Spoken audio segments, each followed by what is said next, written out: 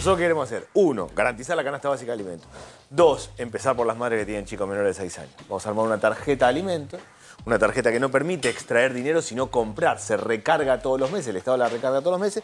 La madre va y compra los alimentos que le parece, excepto bebidas alcohólicas. Eso va a tener reintegro de IVA. Vamos a trabajar con todos los que producen alimentos diciendo, mira, estos productos hay que bajarlos. ¿Se agrega a los planes? ¿Se agrega a la asignación? Exactamente. El próximo gobierno, tenga la camiseta que tenga, asume con una economía que se encuentra en trayectoria de crisis, dirigiéndose a una crisis con riesgo de default y riesgo, si se materializa el default, de hiperinflación. Seguramente este tribunal, que es un tribunal del lawfare, un tribunal que seguramente tiene la condena escrita, lo va a hacer. No me interesa. No me interesa. He elegido la historia antes que ellos me declaren absuelta. A mí me absolvió la historia y me va a absolver la historia. Y a ustedes seguramente los va a condenar la historia. Nada más y muchas gracias. He terminado la aclaración. Muchas gracias y buenos días. Señor presidente, voy a preguntar si van a contestar preguntas. No contestó si van a contestar preguntas. Me imagino que ya con su... Sí, yo le he preguntado, pero me parece que tal vez no escuchó por los aplausos que había. Preguntas tienen que contestar ustedes, no yo. Gracias.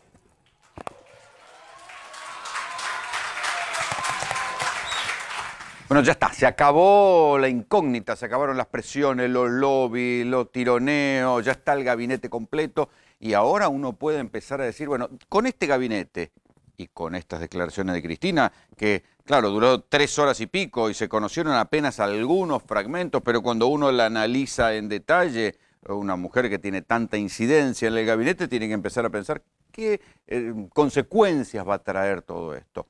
A la luz de lo que se va sabiendo con el gabinete, ¿qué se puede esperar del próximo gobierno de Alberto Fernández? Muchas cosas se van insinuando, se empiezan a ver ahora y las vamos a recorrer y las vamos a analizar esta noche en GPS. La primera tiene que ver con la economía. ¿Sí? La designación de Martín Guzmán, un hombre académico, desconocido acá, que nunca fue funcionario, que fue un hombre discípulo de Joseph Stiglitz. ¿Cuál es la importancia de esto, Joseph Stiglitz? Porque es una escuela económica que es todo lo contrario que se venía aplicando acá durante el gobierno de Mauricio Macri. Va a venir todo el debate sobre si es un heterodoxo contra los ortodoxos, sí. Pero ¿qué es lo que uno puede esperar de la designación de Martín Guzmán y de la orientación que está teniendo Alberto Fernández? Lo primero que uno puede esperar es que va a haber, en alguna medida, para simplificarlo, un pagadiós. ¿Sí? Esto es decir, se va a renegociar de manera fuerte la deuda con el Fondo Monetario, con los bonistas, hay que ver qué hacen con la deuda interna esa que son las LELIQs. Va a haber una decisión fuerte de evitar los pagos, reperfilarlo, como quieran llamarlo, achicar la plata que se paga. La Argentina no puede pagar lo que debe, no puede manejarse con la recaudación que tiene y con la plata que puede producir respecto de todo lo que debe y todo lo que tiene que hacer. Entonces, hasta acá había 2 caminos. El camino ortodoxo, el camino pactado por el Fondo Monetario, el camino que llevó a Macri a perder las elecciones, era achicar el déficit del Estado. Pero fíjense que cuando Macri dice, incluso lo decía en ese balance ridículo que presentó hace un par de días, decía, digo, ridículo porque era increíble, ¿no? Mientras pintaba que el país estaba presto para pegar un salto cualitativo, por otro lado se conocía la cifra de pobreza del 40%. El contraste era tan grosero que dejaba el balance y todo el marketing de salida de Macri en una situación medio ridícula. ¿Qué fue lo que eligió hacer Macri en estos años? Achicar el déficit del Estado. Esto generó la recesión que terminó provocando, entre otras cosas, que Macri perdiera las elecciones y se convirtiera en el único mandatario latinoamericano que, teniendo la oportunidad de ser reelegido, se tuviera que ir, perdiera las elecciones en primera vuelta. ¿Cuál es la colectora que está utilizando o la otra vía que va a utilizar el próximo gobierno? Es no atacar el déficit fiscal tradicional, tal vez atacarlo mejorando la recaudación, sino atacando el déficit financiero. Siempre el gobierno de Macri decía, hemos reducido el déficit fiscal primario. No hablaban del déficit financiero, vale decir, no hablaban de la cuenta, de la bola de intereses que se fueron generando todos estos años con el endeudamiento. Esto es lo que va a atacar se supone, esto es lo que uno puede prever, que va a atacar Martín Guzmán. Un discípulo de Joseph Stiglitz que es un hombre que ha criticado siempre las políticas del Fondo Monetario y los ajustes y estas cosas. Entonces, si este es un discípulo, uno tiene que pensar que la negociación con el Fondo Monetario, con la receta del fondo, va a ser exactamente la contraria. ¿Qué van a decir de él? Bueno, los mercados, que son nada menos que los voceros de la timba financiera, van a decir, ya podemos ir imaginando que nunca fue funcionario, que no tiene los contactos adecuados, que le falta calle. Seguramente se van a olvidar que, por ejemplo, en Estados Unidos, el propio George Bush tenía en la Reserva Federal un señor que se llamaba Ben Bernanke, que era también, igual que Guzmán, un académico que había llegado al mundo de la Reserva Federal y que fue el que resolvió la crisis de 2008, tomando para un gobierno republicano medidas heterodoxas como fue meterle plata a los bancos para que los bancos no se cayeran y esto generara una crisis tremenda en Estados Unidos. Fue el tipo que resolvió, uno de los que resuelve la crisis de 2008, la gran crisis que casi lleva también a la Argentina a una crisis propia, y después lo confirma Obama, y era un hombre que venía de la academia, que no tenía ningún paso por la función pública. De estos argumentos superficiales va a haber muchos. Lo interesante, me parece, que lo que acá cambia es que ya no va a haber ajuste en el presupuesto, sino que lo que se va a buscar es reducir, hacer un ajuste en el déficit financiero, vale decir, en la deuda. Y esto va a suponer, de alguna medida, un pagadiós. O sea, no se va a poder pagar, hay que ver cómo. Estará la versión extrema de no pagar nada y después estará la versión de negociar de manera más dura. Esta es una de las cosas que va a pasar. Otra cosa, el otro ministerio que uno puede mirar atentamente es el Ministerio de Vivienda. La Argentina tiene un severo déficit de vivienda y han pasado varios gobiernos que no entendieron cuál es la importancia de la vivienda. El hecho mismo de que haya una ministra de Vivienda, en verdad un Ministerio de Vivienda, genera una expectativa de que entendieron que la vivienda va a ser un motor fundamental de desarrollo. Ahora bien, si esto lo van a entender como lo presentó la Cámara de la Construcción, con un plan estilo patria contratista para construir solamente 40.000 viviendas, como si fuera algo maravilloso y masivo, la verdad que estamos jodidos, porque vamos a pasar de la ruta que construía Macri, que finalmente las prometía y las construía más o menos, vamos a pasar a las casas hechas con plata del Estado, y esto es una aspirina contra el cáncer, porque quieren construir 40.000 viviendas cuando en verdad el déficit habitacional en la Argentina es de por lo menos 1 millón de viviendas. Entonces, es ridículo. En verdad lo que hay que generar es un mercado de vivienda donde haya interés por construir viviendas. O sea, que haya privados que tengan interés en construir viviendas y no solamente viviendas para la clase alta, sino viviendas para la clase media, para la gente que todavía tiene un sueldo y que tiene un trabajo en blanco y que puede de alguna manera pagar una vivienda. Esto sí debería ser una de las cosas fundamentales, porque hay que recordar que las viviendas, muchachos, no se importan. Las casas se construyen en la Argentina y eso es una actividad a la cual habría que prestar atención. Otra de las cosas que se deducen del próximo ministerio es que vuelve el garantismo. Vuelve el garantismo. A ver, esto está a contramano de lo que uno ve en la sociedad. Cuando digo uno ve en la sociedad, la encuesta de un hombre que uno puede decir insospechado de todo criterio reaccionario, como es Fortunato Malimachi, que hizo la encuesta sobre las religiones en la Argentina. Hay un apartado de la encuesta de Malimachi donde hace otro tipo de preguntas, una encuesta grande, masiva, sobre la ideología de la gente respecto de algunas cosas. Y la verdad es que la mitad de la población hoy por hoy es muy crítica respecto de temas de inseguridad. No recuerdo exactamente, pero los valores de gente que apoya la pena de muerte, que cree que la gente tiene que cumplir su condena hasta el final, hasta el último de los días, es alto. Ni les cuento cuando uno piensa que la Gendarmería, una de las fuerzas que casi que en un gesto golpista le dio un sable a Patricia Burri diciéndole no voy a tirar ningún gendarme por la ventana, que fue la frase que utilizó para encubrir en el caso Maldonado, uno puede decir la sociedad está reclamando, casi les diría mano dura, mientras que el gobierno está decidiendo que va a volver el garantismo. ¿Por qué les digo que va a volver el garantismo? Porque ha nombrado a Sabina Frederick como ministra de Seguridad. Es una antropóloga que viene trabajando con Isla Garré, que viene cercana al CELS, que digamos, cree que lo importante es quitarle el autogobierno a las fuerzas policiales, lo cual es cierto, porque cuando uno deja que las fuerzas policiales se manejen en sí mismas, lo que hacen es controlar territorios y convertirse en el ente regulador del delito. Esto es, permiten que algunas actividades crezcan y otras no, permiten que algunos narcos vendan y otros no. Esto es verdad.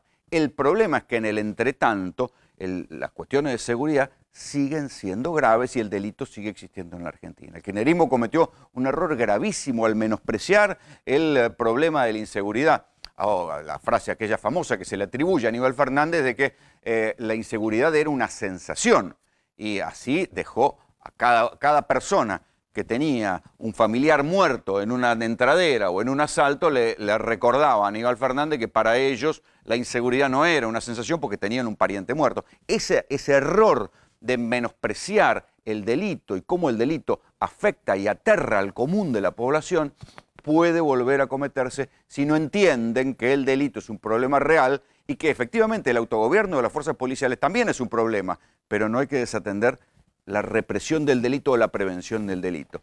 El ultragarantismo a veces deriva, en términos de callejeros, termina en delirio, por el cual no se le puede pedir documentos a la gente porque si no la población puede considerarse ofendida en su derecho, una medida elemental de prevención, o en el caso de la justicia, el ultragarantismo puede terminar siendo una coartada de la corrupción. Se cambian las carátulas en función de preservar los derechos de los acusados y eso termina siendo un pago a algún juez o a algún fiscal para cambiar la carátula y dejar libre al chorro. Entonces, estas cosas, después de tantos años, esos experimentos que han terminado mal, a mí la verdad que me inquieta que vuelvan esos experimentos de garantismo que terminen mal. Recuerden que el propio kirchnerismo volvió sobre sus pasos y terminó nombrando en el final a Sergio Berni como ministro de Seguridad, que no era precisamente un garantista. Hoy están discutiendo si lo vuelven a nombrar a Berni, si lo llaman para que vaya a la provincia de Buenos Aires. El otro dato del gabinete que a mí me parece que hay que tener en cuenta es la designación de Agustín Rossi. ¿Por qué les digo esto? Agustín Rossi fue el último ministro de Defensa del kirchnerismo. Y claro, a la luz de lo que pasó después, y a la luz de lo que pasó, por ejemplo, en Bolivia ahora, y lo que pasó en Chile, lo que está pasando en Venezuela, uno puede decir que las democracias latinoamericanas que consideraron que ya se habían desprendido del fantasma de los golpes militares, después de lo que pasó en Bolivia, tienen que decir, epa, muchachos, los militares, las fuerzas federales, las policías, vuelven a ser un factor de sostén o de desestabilización en los gobiernos latinoamericanos. Y ahí me parece que tiene el valor, o por eso lo llaman Agustín Rossi. ¿Por qué les digo esto?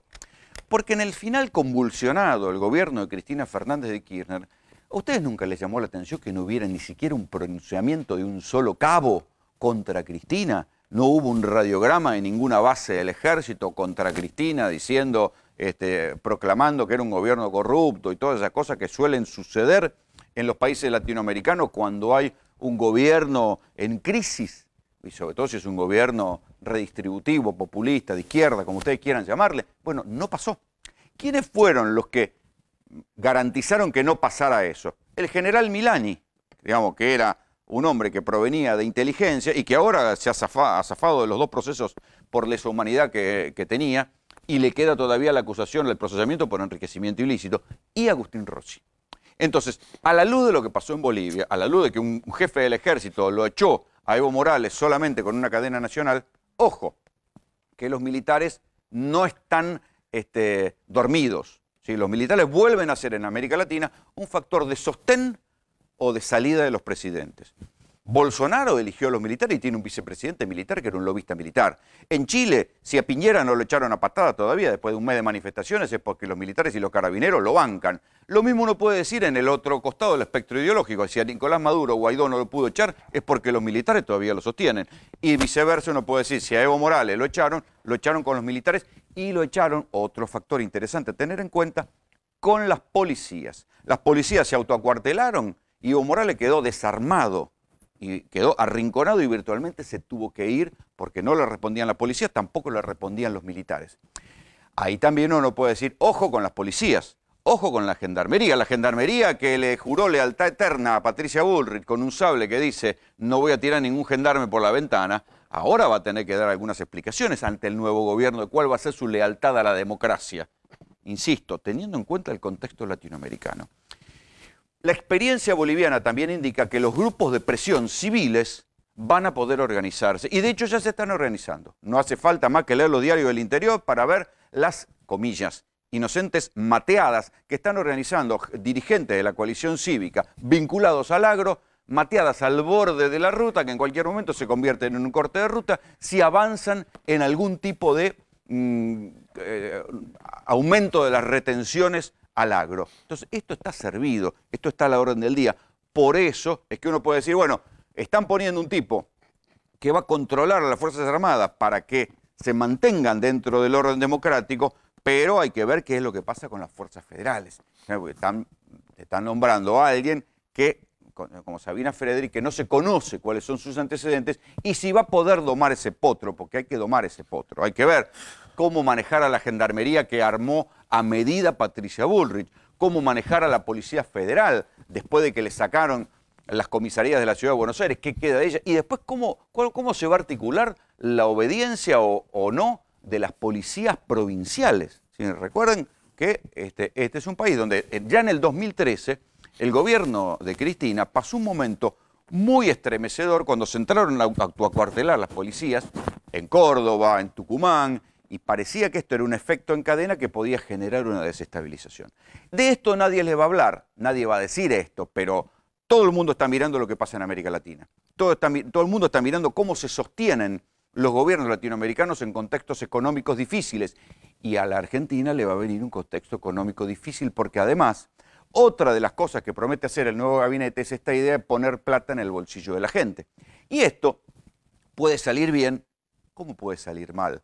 Porque la idea de poner plata en el bolsillo de la gente está muy bien para reactivar la economía, pero esto alcanza o esto puede generar en un país donde cuando baja la oferta, cuando bajan el consumo, igual aumentan los precios. Imagínense si los que forman los precios huelen que hay más plata en el mercado, ¿qué van a hacer? Van a subir más todavía los precios. Es un poco ingenuo pensar que poniendo plata en el mercado no va a haber un efecto inflacionario. Ellos sabrán lo que hacen, pero uno tiene, a la luz de cómo funciona la economía en la Argentina, tiene todo el derecho de desconfiar que hay que ver si esto sale bien. Entonces, en un contexto donde va a haber problemas económicos, va a haber 40% de pobreza, va a haber medidas económicas que hay que ver cómo salen, va a haber un pagadiós que va a permitir de alguna medida ahorrar dinero que se hubiera ido al pago de deuda, pero también va a haber sectores que cuando le quieran cobrar más impuestos van a saltar y posiblemente salgan a cortar rutas. El partido que va a tener que jugar Alberto Fernández no es un partido sencillo, es un partido donde va a tener diferentes actores muy enojados que en algún momento le pueden hacer un juego de pinzas. Bienvenidos, esto es GPS. ¿Cómo se sale de esto? Bueno, si en algún momento esta bomba va a estallar. Necesitamos cumplir con 3 objetivos. Uno es esto que se mencionaba de que hay que, desde el punto de vista macroeconómico, hay que hacer las cosas de forma consistente. Cuando agarramos y inventamos teorías de que imprimir dinero solo va a generar crecimiento, terminamos teniendo problemas como crisis externas como vivimos, y las crisis son destructivas, destruyen capacidades. Entonces necesitamos... Imprimir plata para tapar baches. Para tapar baches, y después inventamos una teoría, porque no es una cuestión de que es solamente un problema de esta administración lo que está pasando. Argentina está estancada desde el año 2011. ¿sí? Sí. También ha habido mala praxis en el periodo anterior. Entonces necesitamos hacer las cosas con consistencia. Lo segundo es que tenemos que definir un objetivo que es: la estructura productiva tiene que generar trabajo para lo que es nuestra estructura demográfica. Nosotros no somos Australia, no somos Canadá, ¿sí? Tenemos los conurbanos bonaerenses, tenemos un cordón... Con lo cual quiere decir que necesitas industria. Necesitas justamente... No podés vivir del agro y la minería... Absolutamente. El modelo australiano que quería aplicar Cambiemos. Ahí está. No nos olvidemos que en el año 2016 el Ministerio de Producción publicó un plan productivo nacional en el cual el modelo de Argentina es Australia. Energía, campo, turismo y minería. Exacto. Y con la gente de la ciudad, ¿qué hace? ¿La tiras al agua? Y eso es lo que a nosotros no nos sirve. Nosotros no somos una economía como Australia, tenemos una sociedad diferente. Entonces necesitamos entender qué es lo que somos y tener una estructura productiva que genere trabajo para lo que somos hoy, trabajo, no para lo que nos gustaría hacer. Trabajo tanto calificado, porque hay mucha gente calificada, pero también no calificado. Y por eso sí la industria es necesaria, porque genera empleo de forma directa, pero también de forma indirecta, como esta historia del multiplicador de la que hablábamos. El asalariado que gana un salario va y demanda en la ferretería, que demanda a alguien que le corta el pasto, y eso genera empleo en el sector más vulnerable de nuestra población. Y tercero, a nosotros no nos alcanza con distribuir, y nada más, con redistribuir la riqueza que existe en Argentina. No somos tan ricos. nuestra torta no es tan grande. Necesitamos que la productividad crezca. Entonces, de eso podemos copiar, ¿sí? Ver qué hicieron otros países que tuvieron un sendero virtuoso de desarrollo, cuál fue el rol que tomó el Estado en dos cuestiones que son clave: el conocimiento y la energía. Bueno, la información es de último momento. Uno no sabe si inquietarse o alegrarse, pero lo cierto, ahí lo tienen. El Fondo Monetario Internacional felicitó al equipo económico nominado por Alberto Fernández, Martín Guzmán, Matías Culfas y Miguel Pese en sus respectivos cargos en el Ministerio de Economía, Ministerio de la Producción y presidente del Banco Central, respectivamente. Miramos hacia adelante para trabajar con ello, dice el Fondo Monetario Internacional a través de Jerry Rice, uno de sus miembros. ¿Nos ponemos contentos o no nos inquietamos? No, me parece que diplomacia. es una cuestión formal, Es me diplomacia. parece que no tiene mucho que ver con lo que hay que discutir. En todo caso, Argentina necesita 2 años de no pagar para O sea que se viene retomar un ciclo. Sintetizando, se viene un grado de pagadiós. Sí. Digo, el tema es cómo se hace eso, porque digo, uno puede tener 2 años de no pagar y tener a la vez un crecimiento geométrico de la deuda para el tercer año. Esos 2 años de no pagar tienen que estar acompañados de discusiones de plazos, de quitas, de tasas de interés. Vos sos un especialista en deuda, digamos, porque has analizado el tema hace años. De que te conozco, venimos hablando de la deuda, o sea que... Pero digo, parto de una base inicial, que es que creo que el gobierno tiene, frente a un hecho objetivo, entraron alrededor de 100.000 millones de dólares de deuda, se fugaron 86.000 millones de dólares, y tenemos un acuerdo con el fondo absolutamente flojo de papeles. El gobierno tiene todo el derecho a iniciar un proceso de investigación de esta deuda. ¿Puede desconocerla? No, el gobierno no tiene que desconocer nada, el gobierno tiene que poner la ley de su lado.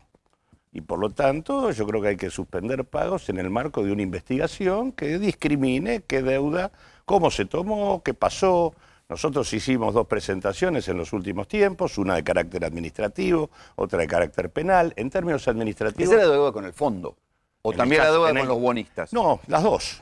Las que hicimos, las denuncias, son sobre el fondo, ¿no? En el caso del fondo, el problema... Que no hay ni un decreto. No hay nada. No hay nada. Nada. Eso yo lo leí atentamente. No hay y dije, absolutamente a ver, nada. aclarémosle a la gente que ustedes pueden creer que la toma de deuda, famosos 57.000 millones de deuda por el No hay ninguna Monetario, resolución de no hay ningún organismo papel. estatal. Muchacho, para alquilar Ninguno. una Es cochera, más, te haces un contrato. Es más, requerido el Ejecutivo respecto a qué expediente abrió respecto a este tema, porque algún expediente tiene que abrir, mandó un expediente con la carta de intención, pero de una semana después a la presentación de la denuncia judicial. Vos querés decir que no está ni No sellado. existe nada, ni sellado. nada, no hubo nada. A nosotros, cualquiera de nosotros... O sea, lo único que hubo acá fue 2 cartas de intención firmadas por 2 personas, 2 funcionarios, el ministro de Economía y el presidente del Banco Central, sin que a ellos no los haya habilitado nadie. ¿Macri no firmó nada? No, Macri no firmó nada. Nada, tampoco hay una ¿Esto que resolución o sea, a ver, del seamos presidente malos, de la Nación para evitar la para responsabilidad penal. Bueno, es una de las posibilidades. ¿Y qué va a decir? ¿Va a decir, yo no tengo nada que ver? La segunda, bueno, por eso, todo ridículo, pero digo, la segunda denuncia es penal. Macri no tenía facultades para hacer el acuerdo con el fondo. Porque lo tiene que hacer el Congreso. Lo tiene que hacer el Congreso porque la ley de administración financiera, que es la que normalmente se invoca para no pasar por el Congreso, es una ley que fue fulminada en su artículo 60 por la Constitución del 94. Solo funciona el artículo 60 si se lo prorroga. La última prórroga es del 2010. O sea, supongamos que la ley está del lado de ustedes, del frente de todo. Con Ahí hay 2 cosas para hacer. Pero después, en estos casos, la ley importa poco, porque si no es la ley argentina, No te importa. invocan la ley argentina. No, porque y al del fondo otro lado tenés el otro problema, el fondo. es la fuerza. No, la pero fuerza del otro lado financiera. tenés el fondo, que también violó su propio estatuto. El fondo tiene... ¿Y vos pensás que ellos van a hacer una autocrítica de que Bueno, dieron de hecho, un préstamo flojo de papeles? Hay un quilombo interno dentro del fondo de la gran flauta, porque hubo un montón de países que se opusieron al acuerdo con Argentina. El acuerdo con Argentina sale forzado por Trump, porque tiene voto calificado el fondo, y el staff interno estaba en desacuerdo. ¿Cuáles pueden ser las consecuencias si la Argentina no paga el Fondo Monetario? No, que Argentina lo que tiene que hacer es, primero, el Fondo Monetario está dispuesto a financiar a la Argentina, porque el problema que tiene es que más del 50% del crédito del fondo está puesto acá. Sí. Y Argentina no lo puede pagar. O sea, ellos no pueden ir sobre Argentina sin ningún límite. El segundo deudor, deudor del fondo es Egipto. Tiene 11.000 millones de dólares. Argentina le prestaron 57.000. Pero para que vos tengas una idea, en el periodo junio del 2018, julio del 2019, entraron 44.900 millones de dólares. Se pagaron solo 28.000 en ese periodo, pero se fugaron 36.000. Es decir, Argentina tenía dólares propios para afrontar los vencimientos de ese periodo sin haberse endeudado. Es decir, el financiamiento del fondo sirvió para sostener y ampliar la orgía especulativa y de salida de capitales. Es más, el fondo tiene prohibido prestarle a países en situación de fuga de capitales. ¿Quién ganó esa guita? ¿Alguien sí, por supuesto. Ahí viene el otro punto. ¿Cómo se investiga esto? ¿Quiénes son los bancos que intervinieron colocando deuda en la Argentina?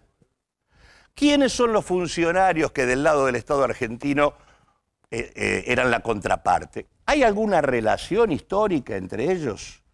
¿Cumplieron con las normas administrativas? Desde ya te digo una, porque el bono de deuda a 100 años no lo autorizó nadie. O sea, pero si es así, si hay alguna ilegalidad, el escándalo de choreo más grande de la historia. Y del otro lado tenés quienes se llevaron la plata. Entonces, si vos pones esas tres columnas, vas a tener coincidencias importantes que te van a permitir responsabilidades penales y patrimoniales. En algunos casos sí. Y dame un nombre. El Morgan está de un lado y del otro del mostrador. El Boston también. El Boston también. Y están entre los funcionarios que han cumplido funciones en el Estado y estaban adentro. Es más, digo, nosotros no podemos seguir teniendo un presidente del Banco Central que emite un bono de deuda a 100 años sin que lo autorice nadie y aparte lo emite de manera tal que el que resulta beneficiado es el fondo de inversión del cual era socio patrimonial. Digo, este tipo de disparates de funcionarios que están de un lado y del otro del mostrador son cosas que la Argentina debería terminar. Lo que pasa es que el mundo financiero es mucho más complejo que los bolsos de López, digo, es mucho más complejo. No, te diría que no es más complejo, es muy sencillo. Lo que pasa es que hay que tener ganas de ponerle los puntos sobre las íes.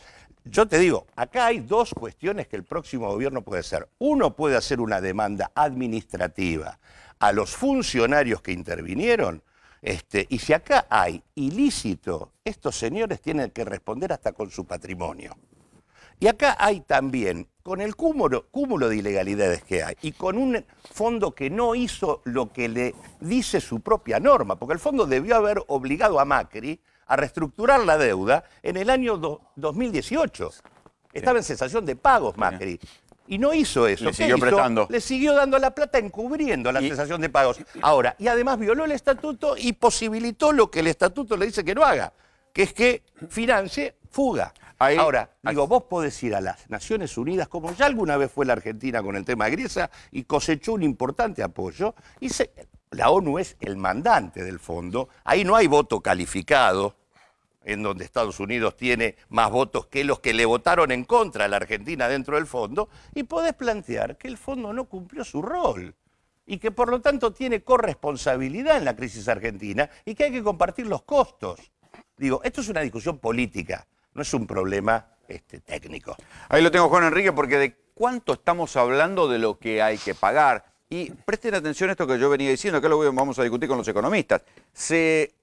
Lo que se está buscando es hacer el ajuste por otro lado, no tanto en los presupuestos del Estado, como lo venía haciendo Macri, que también llevó a la recesión, sino ajustar por el lado del déficit financiero. O sea, ¿cuánta plata, Juan? Sí, primero, Rolo, dos consideraciones. La primera es que quede muy claro que tomamos deuda en dólares con legislación internacional para pagar gastos o déficit en pesos. Eso que quede muy claro. Deuda en dólares para pagar gastos en pesos. La segunda, debemos recordar que Nicolás Duhovne, como ministro de Hacienda, viajó a Washington a negociar y se vino con el acuerdo firmado sin cumplir el artículo 61 de la Ley de Administración Financiera, que pide el dictamen del Banco Central para ver cómo va a impactar el endeudamiento en la balanza de pagos. No cumplió con eso, claramente que la deuda con el fondo está floja de papeles, como decía Claudio Lozano. Ahora, cuando vemos los números, Rolo, como dijo el presidente de la Nación, vemos la trazabilidad del endeudamiento, que él dice los números están, claro que los números están.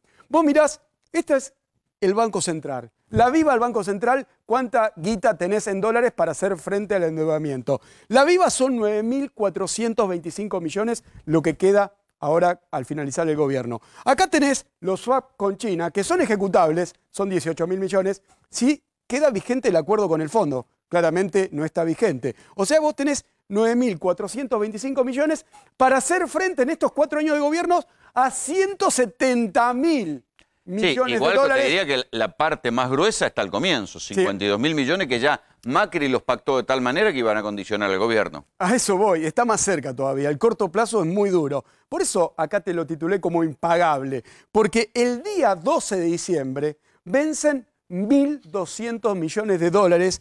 En el primer cuatrimestre, 16.877. Y en el primer año, como decía vos, Rolo, 52.000. Que de los cuales 40.000 son con organismos internacionales. No se pueden correr para ningún lado. Y después... ¿Por qué no? Si acá estamos discutiendo que se pueden discutir.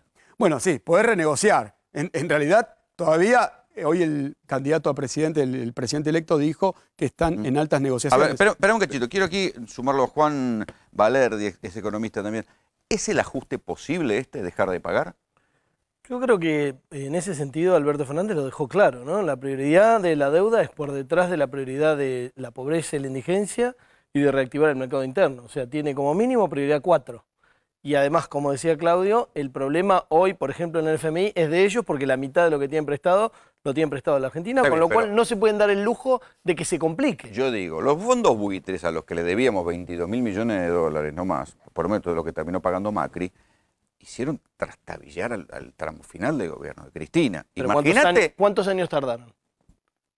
El fondo no se puede dar el lujo de hacerte un juicio, aparte, como bien decía Claudio, imagínate las maldades que te pueden hacer si no garpás esa guita. Pero la discusión con los buitres era una discusión judicial, no era una discusión política, más allá de que tiene un trasfondo político y que tratamos de dar la batalla, y después Macri la dio vuelta, digamos, y le dio todo y más de lo que le tenía que dar. Pero acá la discusión es una discusión política. El nombramiento de Guzmán es una señal política. Sí, claro. Un discípulo de Stiglitz, independientemente de su gestión no queremos en el ministerio, el fondo, vamos a discutir la deuda. No, y mucho más. ¿Y desde dónde la vamos a discutir a la deuda? O sea, ¿qué pensamos del sistema mundial de deuda? ¿Qué pensamos de los buitres? ¿Qué pensamos de demás? Ese nombramiento de Guzmán implica eso. Son muy poderosos, un vuelto te van a mandar. Sí, pero hoy está complicado. No digo que te vayan a mandar el poder de Estados séptimo Unidos, de caballería. El poder de Trump está complicado, están por iniciar juicio político, si no es que ya se inició. Entonces digo, los burócratas del FMI que son personas de carne y hueso y que firmaron los papeles que hicieron que nos manden hasta ahora 40 y pico mil millones y Alberto le dijo, fíjate que le dijo, quédate con tus 11.000 más y son 11.000 es lo que le prestaron en total al segundo de la lista que es Egipto, como decía Claudio. O sea que fíjate lo que es la magnitud de la jugada que hicieron del aporte de campaña del FMI piloteado por Trump en la Argentina a Macri. Entonces, es un aporte de campaña. Veamos cómo lo discutimos. O sea, un aporte de campaña flojo de papel. ¿Cuál puede ser el vuelto político de no pagar? Vuelvo a insistir, acá no hay que plantear el no pago. Vos insistís en colocar la cosa entre pago o no pago. No, es que el tema es suspendo pagos, investigo, discrimino, pongo la ley de mi lado. No, sí, pero no. Pagás un día. Una parte vas a pagar. Algún día. Sí, no. Argentina, no, pero aparte, digo, él lo que decía de Guzmán es cierto. Acá, ¿cuál es el planteo de Stiglitz? Vos podés plantear una estrategia de crecimiento que devenga en la construcción de un superávit fiscal y de un superávit externo que sea el resultado del desarrollo de la economía y no del ajuste perpetuo en que te colocó el fondo. Por lo tanto, ¿vos qué estás pidiendo? Estás pidiendo un tiempo para reconstituir capacidad de pago genuina y no sobre la cabeza del conjunto de la sociedad. De eso se está discutiendo. Es que ahora, a mí me parece razonable y lo aplaudo. Ahora bien, uno puede decir que si uno toma esa decisión, no es que te van a aplaudir los tipos. Bueno, pero acá tenés algunos sectores. Primero, hay un conjunto muy importante de sectores de la gran burguesía local que no la están pasando bien, que tienen balances que están en rojo, a pesar de que forman precios y hacen colchón, los balances siguen en rojo, necesitan cierta recomposición de la actividad económica de la Argentina y además se han pasado por los pasillos de Comodoro Pi desfilando en función de la estrategia de disciplinamiento que vino de afuera, porque ahí estaban las estrategias del capital financiero para quitarle la participación dentro de la compra de las obras públicas. Hay que tallar en las contradicciones que existen. Estos señores han visto caerse a pedazos el valor patrimonial de sus empresas, han visto cerca el presidio, saben que tienen... O si no el caso de Arco. Por eso es que yo creo que apoyó a Macri y ahora no venden un caramelo a nadie. Entonces, digo, ahí hay un límite para el planteo que vos hacías respecto a la discusión de los formadores. Los formadores de precios, hay una parte importante de los formadores de precios que están preocupados porque no tienen mercado y que en todo caso van a llegar al acuerdo social con un colchón enorme. Por lo tanto, bueno, hoy Alberto habló de eso. Con ese colchón enorme con el que llegan, la recomposición de ingresos funciona en términos de ampliación de escala y reducción de costos. ¿Te acordás de Pugliese? ¿Vos te acordás de Pero Pugliese? otra cosa, no tiene nada que ver. Pugliese era el final de Alfonsín hecho polvo. Estamos hablando de un gobierno que llega legitimado políticamente sobre el desastre anterior y en un contexto de América Latina donde quieren otro Chile. Quieren otro Ecuador, otro Colombia. Digo, van a incinerar la Argentina. No es confiar en la racionalidad de los factores. No es que... Son los mismos que apoyaron a Macri. Digo, bueno, cuando le aumenten las retenciones al campo, ¿no van a salir? ¿Qué hizo Macri? A las rutas, a cortar rutas. Las retenciones Macri terminó poniendo las retenciones. Sí. No, pues son testimoniales comparados pero con lo que eran. Las puso y digo, lo que quiero decir es que terminó en una estrategia absolutamente encapsulada en el capital financiero y generando contradicciones en el resto del bloque de sectores empresariales. Hay una discusión para dar, que obviamente se da en términos políticos, ¿es cierto lo que vos decís? ¿Va a haber amenaza, va a haber discusión, va a haber conflicto? Los va a haber. Ahora, lo que digo es un gobierno que nace con un grado de poder político importante y con un fracaso estrepitoso de la experiencia neoliberal. Son condiciones distintas no es a la de Alfonsín. Es exactamente lo contrario. Alfonsín era el fracaso de un gobierno que pretendía no haber sido una experiencia neoliberal y llegaba otra cosa. Entonces, yo me parece que es exactamente al revés. ¿No hay riesgo de hiperinflación en esto de decir, bueno, vamos a poner plata en la calle? Para mí, plata en el bolsillo de la gente. El cuco de la hiperinflación es el cuco que los ortodoxos y los operadores locales, no tanto extranjeros, están agitando para que no se financie desde el Banco Central la reactivación de la Argentina. Obviamente no es la única financiación que se va a obtener. ¿Se van a imponer mayores retenciones? Sí, se van a imponer mayores retenciones. Eso es de cajón. ¿Va a ser un frente de batalla? Va a ser un frente de batalla. Así como vos decís que los de afuera, cuando vayamos a renegociar la deuda y en un momento, digamos, suspendemos los pagos, no un default, sino que suspendemos los pagos por un tiempo. No, pero si vos estás esperando que Alberto haga como Rodríguez Sá y diga no pagamos un mango más y lo aplaudan, no va a ocurrir. Eso no va a ocurrir. O sea, va a ser otro tipo de negociación, una negociación dura. Como bien decía Claudio, están flojitos de papel y hay gente que está muy preocupada dentro de la Argentina. Algunos que eran funcionarios de acá ya se fueron a otros países porque quieren estar lejos de Comodoro Pi, por si acaso. Y los tipos mismos del FMI, que son de carne y hueso, como te decía, están preocupados.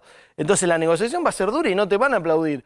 Pero como bien decía Claudio, Estados Unidos no se puede dar el lujo de que la Argentina se prenda fuego. Porque ya se prendió fuego gran parte de Latinoamérica, Brasil está atado con alambre, digamos, es un polvorín, y si la Argentina se prende fuego, Estados Unidos no va a saber por dónde agarrar para evitar que los chinos entren a apagar ese incendio. Por ejemplo. ¿No? Aparte, Entonces, digamos, en la salida virtuosa de la experiencia kirchnerista 2002, primero dual de 2003, había dos elementos en el escenario internacional. Uno fue la suspensión de pagos y otro fue los precios de los commodities. Hoy no tenés los precios de los commodities. Si la suspensión de pagos no está, no hay perspectiva de recuperación de la economía argentina. Claro. La deuda hoy te discute los pesos del presupuesto y los dólares que necesitas para recomponer una mayor actividad. Es el otro ajuste. Por lo tanto, esa discusión hay que darla. Sí, Juan. No, quería terminar con respecto al Fondo Monetario.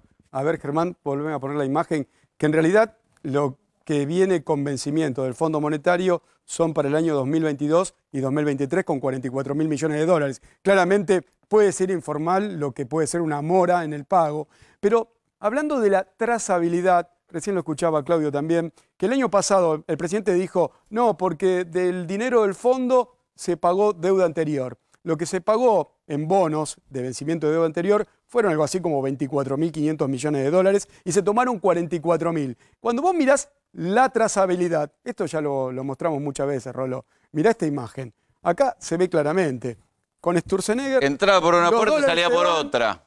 Viene el préstamo. Los dólares se van, viene el préstamo. Ya estaba Caputo, se van, viene el préstamo, el swap con China. Claro, acá no se van porque la tasa era del 86%. Claro, se quedaban haciendo y eso la fue bicicleta. lo que paró la economía. Viene un ingreso de dólares que teníamos las reservas más elevadas, 77.841, que en aquel momento Christine Lagarde dijo, Argentina vienen los mejores momentos, lo mejor que puede pasar, dijo, Argentina va a crecer, y bueno, después comenzaron a irse los dólares, volvió otro ingreso del Banco, del Fondo Monetario, y después ya para esta altura, ya cuando estábamos por las PASO, por las elecciones, Christine Lagarde dijo, hicimos lo que pudimos, Argentina ya... Y se fue. Y se fue Christine Lagarde, pero vos fijate que, La primera que se fue. Claro, fue la primera y los dólares se siguieron yendo. Hoy las reservas internacionales son menores que cuando llegó Caputo, menores que cuando llegó Sturzenegger. Prácticamente, si vos ves la trazabilidad, como dijo el presidente Mauricio Macri, sinvergüenza, Lo único que... sinvergüenza, se la fugaron todas. No quedó un mango, bien. Mira, hablando un poco de lo que estabas charlando antes con Claudio, la posición que puede tomar Alberto Fernández no es muy sorprendente respecto del tema de la deuda y la reactivación interna. Si Alberto Fernández no palea la pobreza, la indigencia y lo que ha pasado con el salario real y el mercado interno, va a colapsar. O sea, va a ser un suicidio político. El 40% está a niveles de polvorín social. Exacto. No, y además tenés al que no está en la pobreza, está jodido también. Y los que están produciendo, están produciendo al límite. Sí. Entonces, o se suicida políticamente o encara a los enemigos externos y a los enemigos internos que tiene esa gente que está en la pobreza o que está jodida. Y esos enemigos son menos fuertes si vos lográs transmitir qué es lo que está en juego. El problema es transmitirle a la gente qué es lo que está en juego y quién está en cada lugar y quién está ganando. Sí. No, digo, me parece que hay que tomar en cuenta, porque digo, acá hay capacidad ociosa, hay un parque productivo que funciona a menos del 50%. Por lo tanto, hay capacidad de duplicar la producción sin inversión. Y segundo, hay un saldo comercial fruto de la parálisis, un saldo comercial que implica dólares propios de aproximadamente 15.000, 16.000 millones de dólares. Tenés dólares propios y capacidad ociosa. Si vos administrás el tipo de cambio y tenés una política monetaria y fiscal que te reanime en parte el mercado interno, la rueda empieza a circular. Y vos lo que vas a tener es un sector público que va a ampliar, tener superávit fiscal. que va a ampliar su recaudación. Porque vos lo que tenés hoy es un déficit cero que te obliga a, como una suerte de gato que poder te muerde recuperar la cola, los superávit gemelos del kirchnerismo entonces original. vos podés reconstituir un equilibrio fiscal sobre otras bases. Acá ya lo tengo a Sebastián Galmarini, director del Banco Provincia, porque hay un debate sobre cómo queda la provincia, porque estamos hablando de la deuda nacional y está la discusión entre María Eugenia Vidal y Axel Kicillof sobre si es o no tierra arrasada. Axel dice tierra arrasada, María Eugenia Vidal dijo va a tener un diciembre tranquilo. ¿Qué pasa en la provincia? No, francamente es parecido a lo que sucede a nivel nacional. Es un gobierno que ha privilegiado la bicicleta financiera, la especulación, se ha dedicado a endeudarse con una característica bastante similar, endeudamiento en dólares, acortamiento de los plazos y con suba de tasas. De modo que lo que tenemos es un estrés financiero muy grande.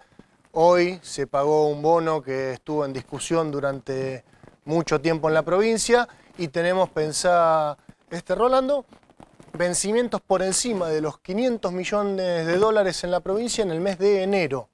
Hoy la caja en dólares de la provincia de Buenos Aires es cero.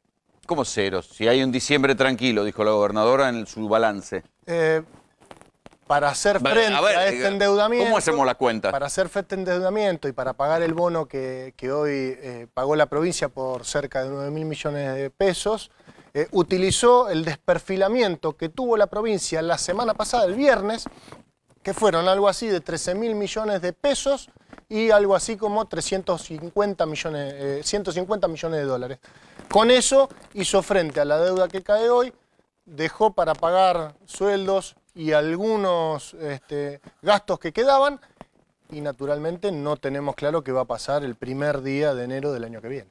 O sea, se pagan los sueldos de diciembre y después Dios dirá. Sí, la discusión que daba la gobernadora respecto de qué dejaba es francamente una mentira, es una falacia contable.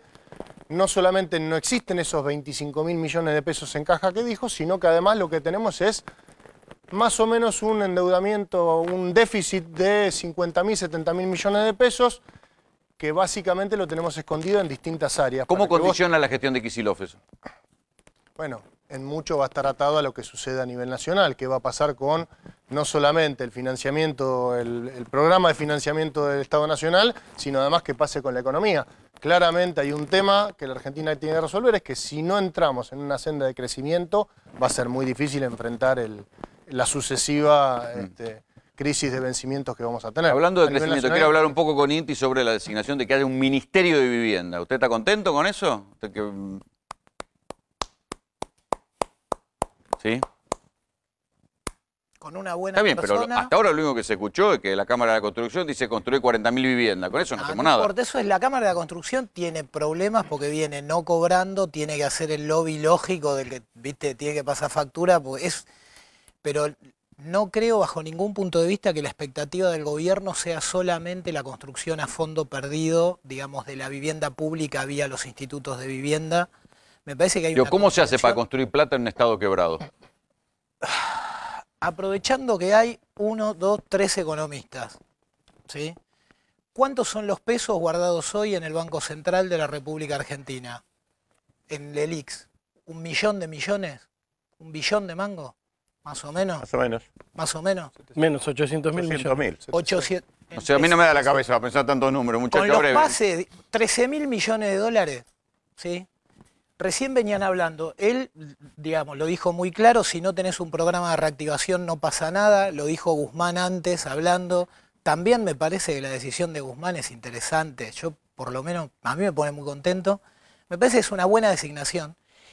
Pero lo que vos tenés que entender es esto, Rolo, cuando vos tenés toda la guita de todos los ahorros del país, de empresas, instituciones y personas, trabadas en el Banco Central, alejadas de la economía real, en una bicicleta financiera que te genera una suerte de tumor monetario, creo que este gobierno lo que va a mirar, y yo tengo expectativa en que de verdad lo van a hacer, es que 10.000, 12.000, 13.000 millones de dólares en pesos de compañías de seguros, de cajas de jubilaciones, de los profesionales de las provincias, de un montón de gente que se la ganó en blanco, que es de verdad esa guita. ¿Te acordás de La Matanza? Tenía 10.000 palos en una cuenta en plazo fijo.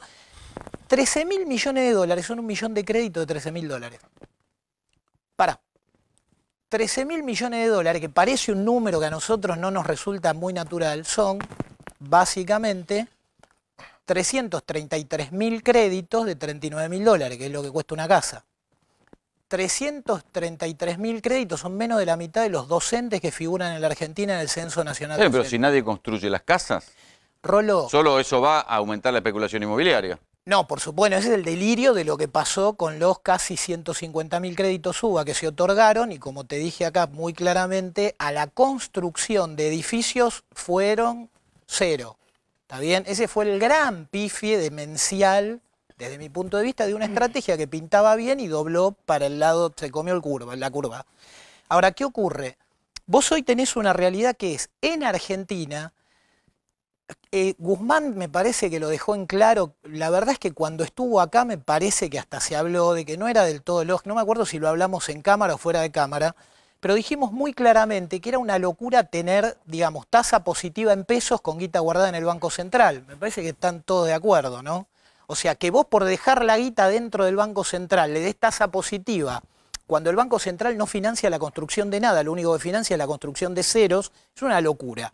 Entonces, ¿qué ocurre? El nuevo gobierno le va a dar a ese tipo de tasa, o sea, a la inversión improductiva, tasa negativa. Si se espera una inflación del 30, le van a dar el 28. Si se espera una inflación del 25, le van a dar una del 23. ¿Estoy de acuerdo? Bueno, pero eso está pasando ahora. Bien. En la práctica también hay tasa Entonces, negativa ¿qué ahora. quiere decir? Que si la convertís en bolsa de cemento y se la prestás a los docentes, se la prestás a los bomberos, se la prestás a los mecánicos, se la prestás a los asalariados, de los cuales, repito, Argentina tiene 10 millones de trabajadores formales, 6 palos 500 en el sector público, privado, 3 millones 500 en el sector público. Y le decís, muchachos, se la ponemos en bolsa de cemento al 4 anual. Los dueños de esos pesos te los tiran por la cabeza porque mucha es guita institucional, mucha es guita regulada. Por supuesto que es complejo, sí, es complejo. Hay que armarlo, sí, hay que armarlo. Algo de eso puede se empezó a decir armar, el gobierno, sí. que iba a redirigir el préstamo para el sector productivo.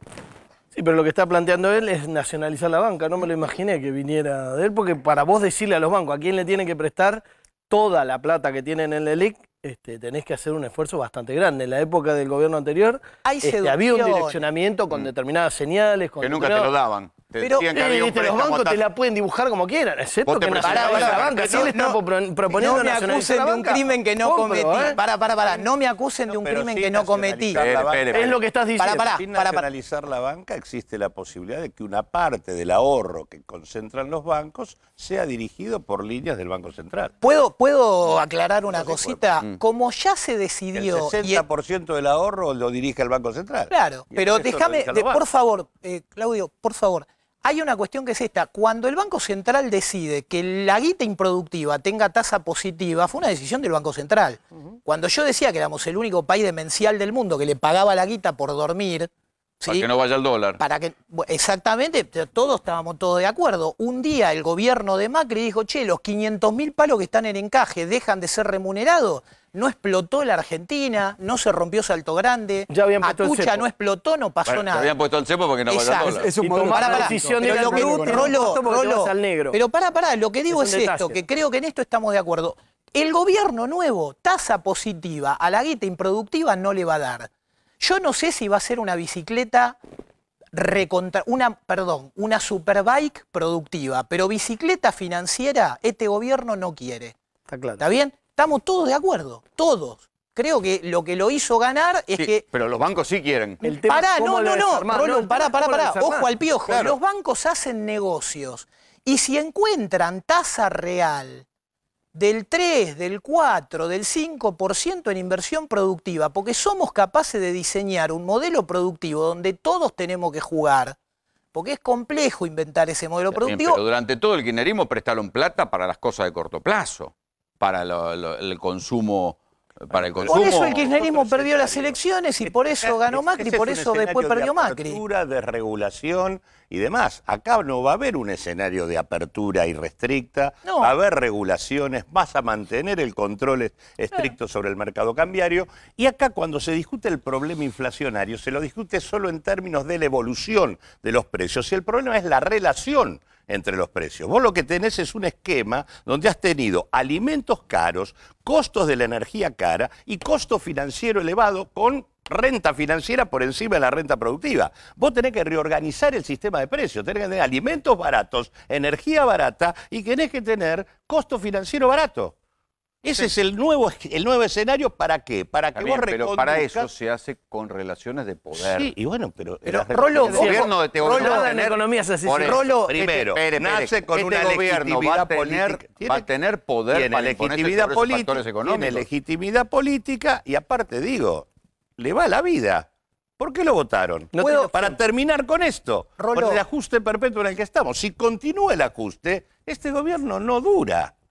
Pero además, el campo te advierte por los diarios afines, estamos preparando para salir con los tractores. Sí. El sector financiero no dice nada, pero opera por abajo, por atrás, por arriba y por los costados. Claro. Entonces, no se piensen que porque el sector financiero está calladito para el gran público, van a ser fáciles. Por eso, pero como dijo Claudio, si el gobierno no viene para aplicarle el cascabel al que le tenga que aplicar, entonces que no venga. Yo creo que vinieron sabiendo a quién le tiene que poner el cascabel y sabiendo con quién se tiene que pelear. El tema es que los que están adentro del juego obteniendo beneficios de esa pelea tienen que tener claro de qué va la pelea y quién está de cada lado. Ahora van coincidiendo conmigo que esto no va a ser una cosa que se sientan en dulce montón y dialogan, y de ahí va a surgir un acuerdo y todo contento. Va a ser el gabinete económico, el primer año quiero ver, por favor, que sobreviva el gabinete económico. Va a tener un montón de frentes abiertos muy complicados, como en el 2002, como en el 90-91 y demás. Es un gabinete que va a estar jodido. Acá hasta para poner un control, una ley de góndolas, desde cualquier cosa es visto como una medida socializante. Imagínate avanzar. Se puso. Hay que ver cómo lo instrumentan, ¿eh? Yo quiero ver el día que en los supermercados haya más de 2 marcas de fideos. Ya se tuvo que poner. Ahora la tienen que hacer. Pero ya la pusieron. Porque acá somos maestros de sacar la ley y después que no se apliquen. Pero lo que digo, si la idea es que no va a haber un escenario de conflicto, eso es una equivocación. Bueno. Porque, digo, también hubo conflicto con la política que puso en marcha Macri. Lo que pasa que era conflicto con otros, con una parte importante de la sociedad. Tenías la calle cubierta de gente permanentemente. Bueno, acá va a haber otro tipo de conflicto porque los sectores que van a ser afectados son otros. Ahora, Conflicto va a haber. Esos sectores tienen hoy también conflictos entre sí. Entonces también está en la inteligencia que tenga el gobierno de poder intervenir en eso. Sí, Inti. No, yo cuando era chiquito tuve un profesor, un tipo muy divertido, muy interesante, que me decía, no era tan chiquito, tenía 20 y pico, y me decía que siempre había que buscar el máximo interés común cuando uno tenía que planificar una política pública, ¿no? Entonces el tipo me hacía hacer un listado, los bomberos, los maestros, el Estado, los bancos, la finanza, los piratas, los ladrones, los chorros, lo que venden merca, y cuando vos diseñabas una política tenías que buscar el mayor interés común posible, ¿está bien? Yo lo que te digo es esto, sí hay conflicto. Ahora, los dueños del dinero que está en pesos, en los plazos fijos, los pícaros, los ladrones, los tiempistas, los superprofesionales, ya se fueron hace rato. Sí. Los que están en dólares y en guita real perdieron. En bolsa de cemento tienen menos, en camioneta Toyota tienen menos, en telefonito tienen menos, en todo tienen menos. Si vos le proponés realmente a los dueños de ese dinero, que ojo, no son todos ladrones, hay un montón de gente que tiene un plazo fijo, hay un montón de empresas que tienen un plazo fijo, hay un montón de fondos públicos que están en plazo fijo y de guita que regula el Estado que está en plazo fijo, toda la de las compañías de seguro que está en plazo fijo. Entonces, como ese sector viene de perder, porque ese sector no ganó con el demencial descalabro que hizo el Banco Central con las LELIQs. No ganó, perdió. Sí. Los que ganaron fueron 4 picarones que habrá que investigar, pero que hoy no están. El que está hoy viene perdiendo.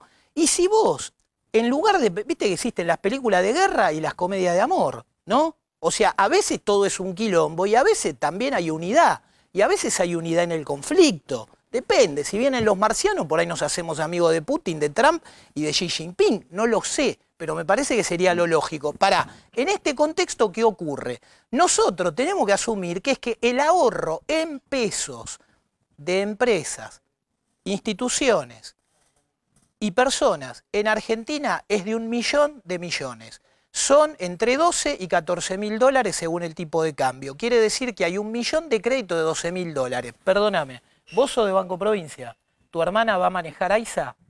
¿Sabés cuánto cuesta poner cloaca en todo el país? $1000 por familia de cada familia que no lo tiene. ¿Sí? No sé, no tengo la menor idea de si hay 2 millones, 6 millones, 9 millones. En realidad la tengo, pero tengo miedo de equivocarme, no lo quiero decir. Si vos decidís que todo el mundo tenga buena iluminación, que todo el mundo tenga asfalto, que todo el mundo tenga agua, que todo el mundo tenga cloaca, que toda persona que tiene un sueldo en blanco y está en un barrio del Renavap tenga un crédito de 5.000 dólares, el que gana más tenga uno de 10.000 y el que gana 100 lucas por mes, porque es un matrimonio de 50 y 50, tenga un crédito de 40 lucas, ¿sí? Lo que lográs es colocar el ahorro interno en producción nacional. Yo lo que digo es esto, muchachos, los que tienen ganas de discutir cuándo explota la Argentina, discutan cuándo explota la Argentina. Yo prefiero conversar de cómo la construimos, porque a ver, es posible. Sterolini, usted me decía que hay un default a la vuelta de la esquina. Yo creo, y me pareció escucharlo hoy también, Alberto dijo en un momento, en pocos días más vamos a decir lo que sí, las conversaciones secretas. Claramente, en pocos días más lo que venimos hablando. Acá lo que hay que entender es esto. Bien dijo, en los primeros 5 meses vencen 14.000 millones de dólares y 16.000 millones de dólares en pesos. Son 30.000 millones de dólares que no se pueden pagar. El tema es que acá pareciera que uno tenía la idea de que el sistema que iba a seguir el gobierno para mostrar una negociación amigable, me gustaría ver qué opina Valerdi y Lozano, era decir, bueno, seguimos pagando mientras podemos, llegamos a marzo y abril que no se va a poder pagar, esa es la idea que tiene la gente, dice, bueno, en marzo y abril no van a poder pagar, entonces vamos haciendo que negociamos y ahora, si vos llegás a marzo y abril, aún renegociando con el ANSES y con todos los intraestados que digan te refinancio la deuda, que es el 30%, terminas pagando 5.800, 6.000 millones de dólares en 3 meses, que es lo que te iba a pagar el fondo.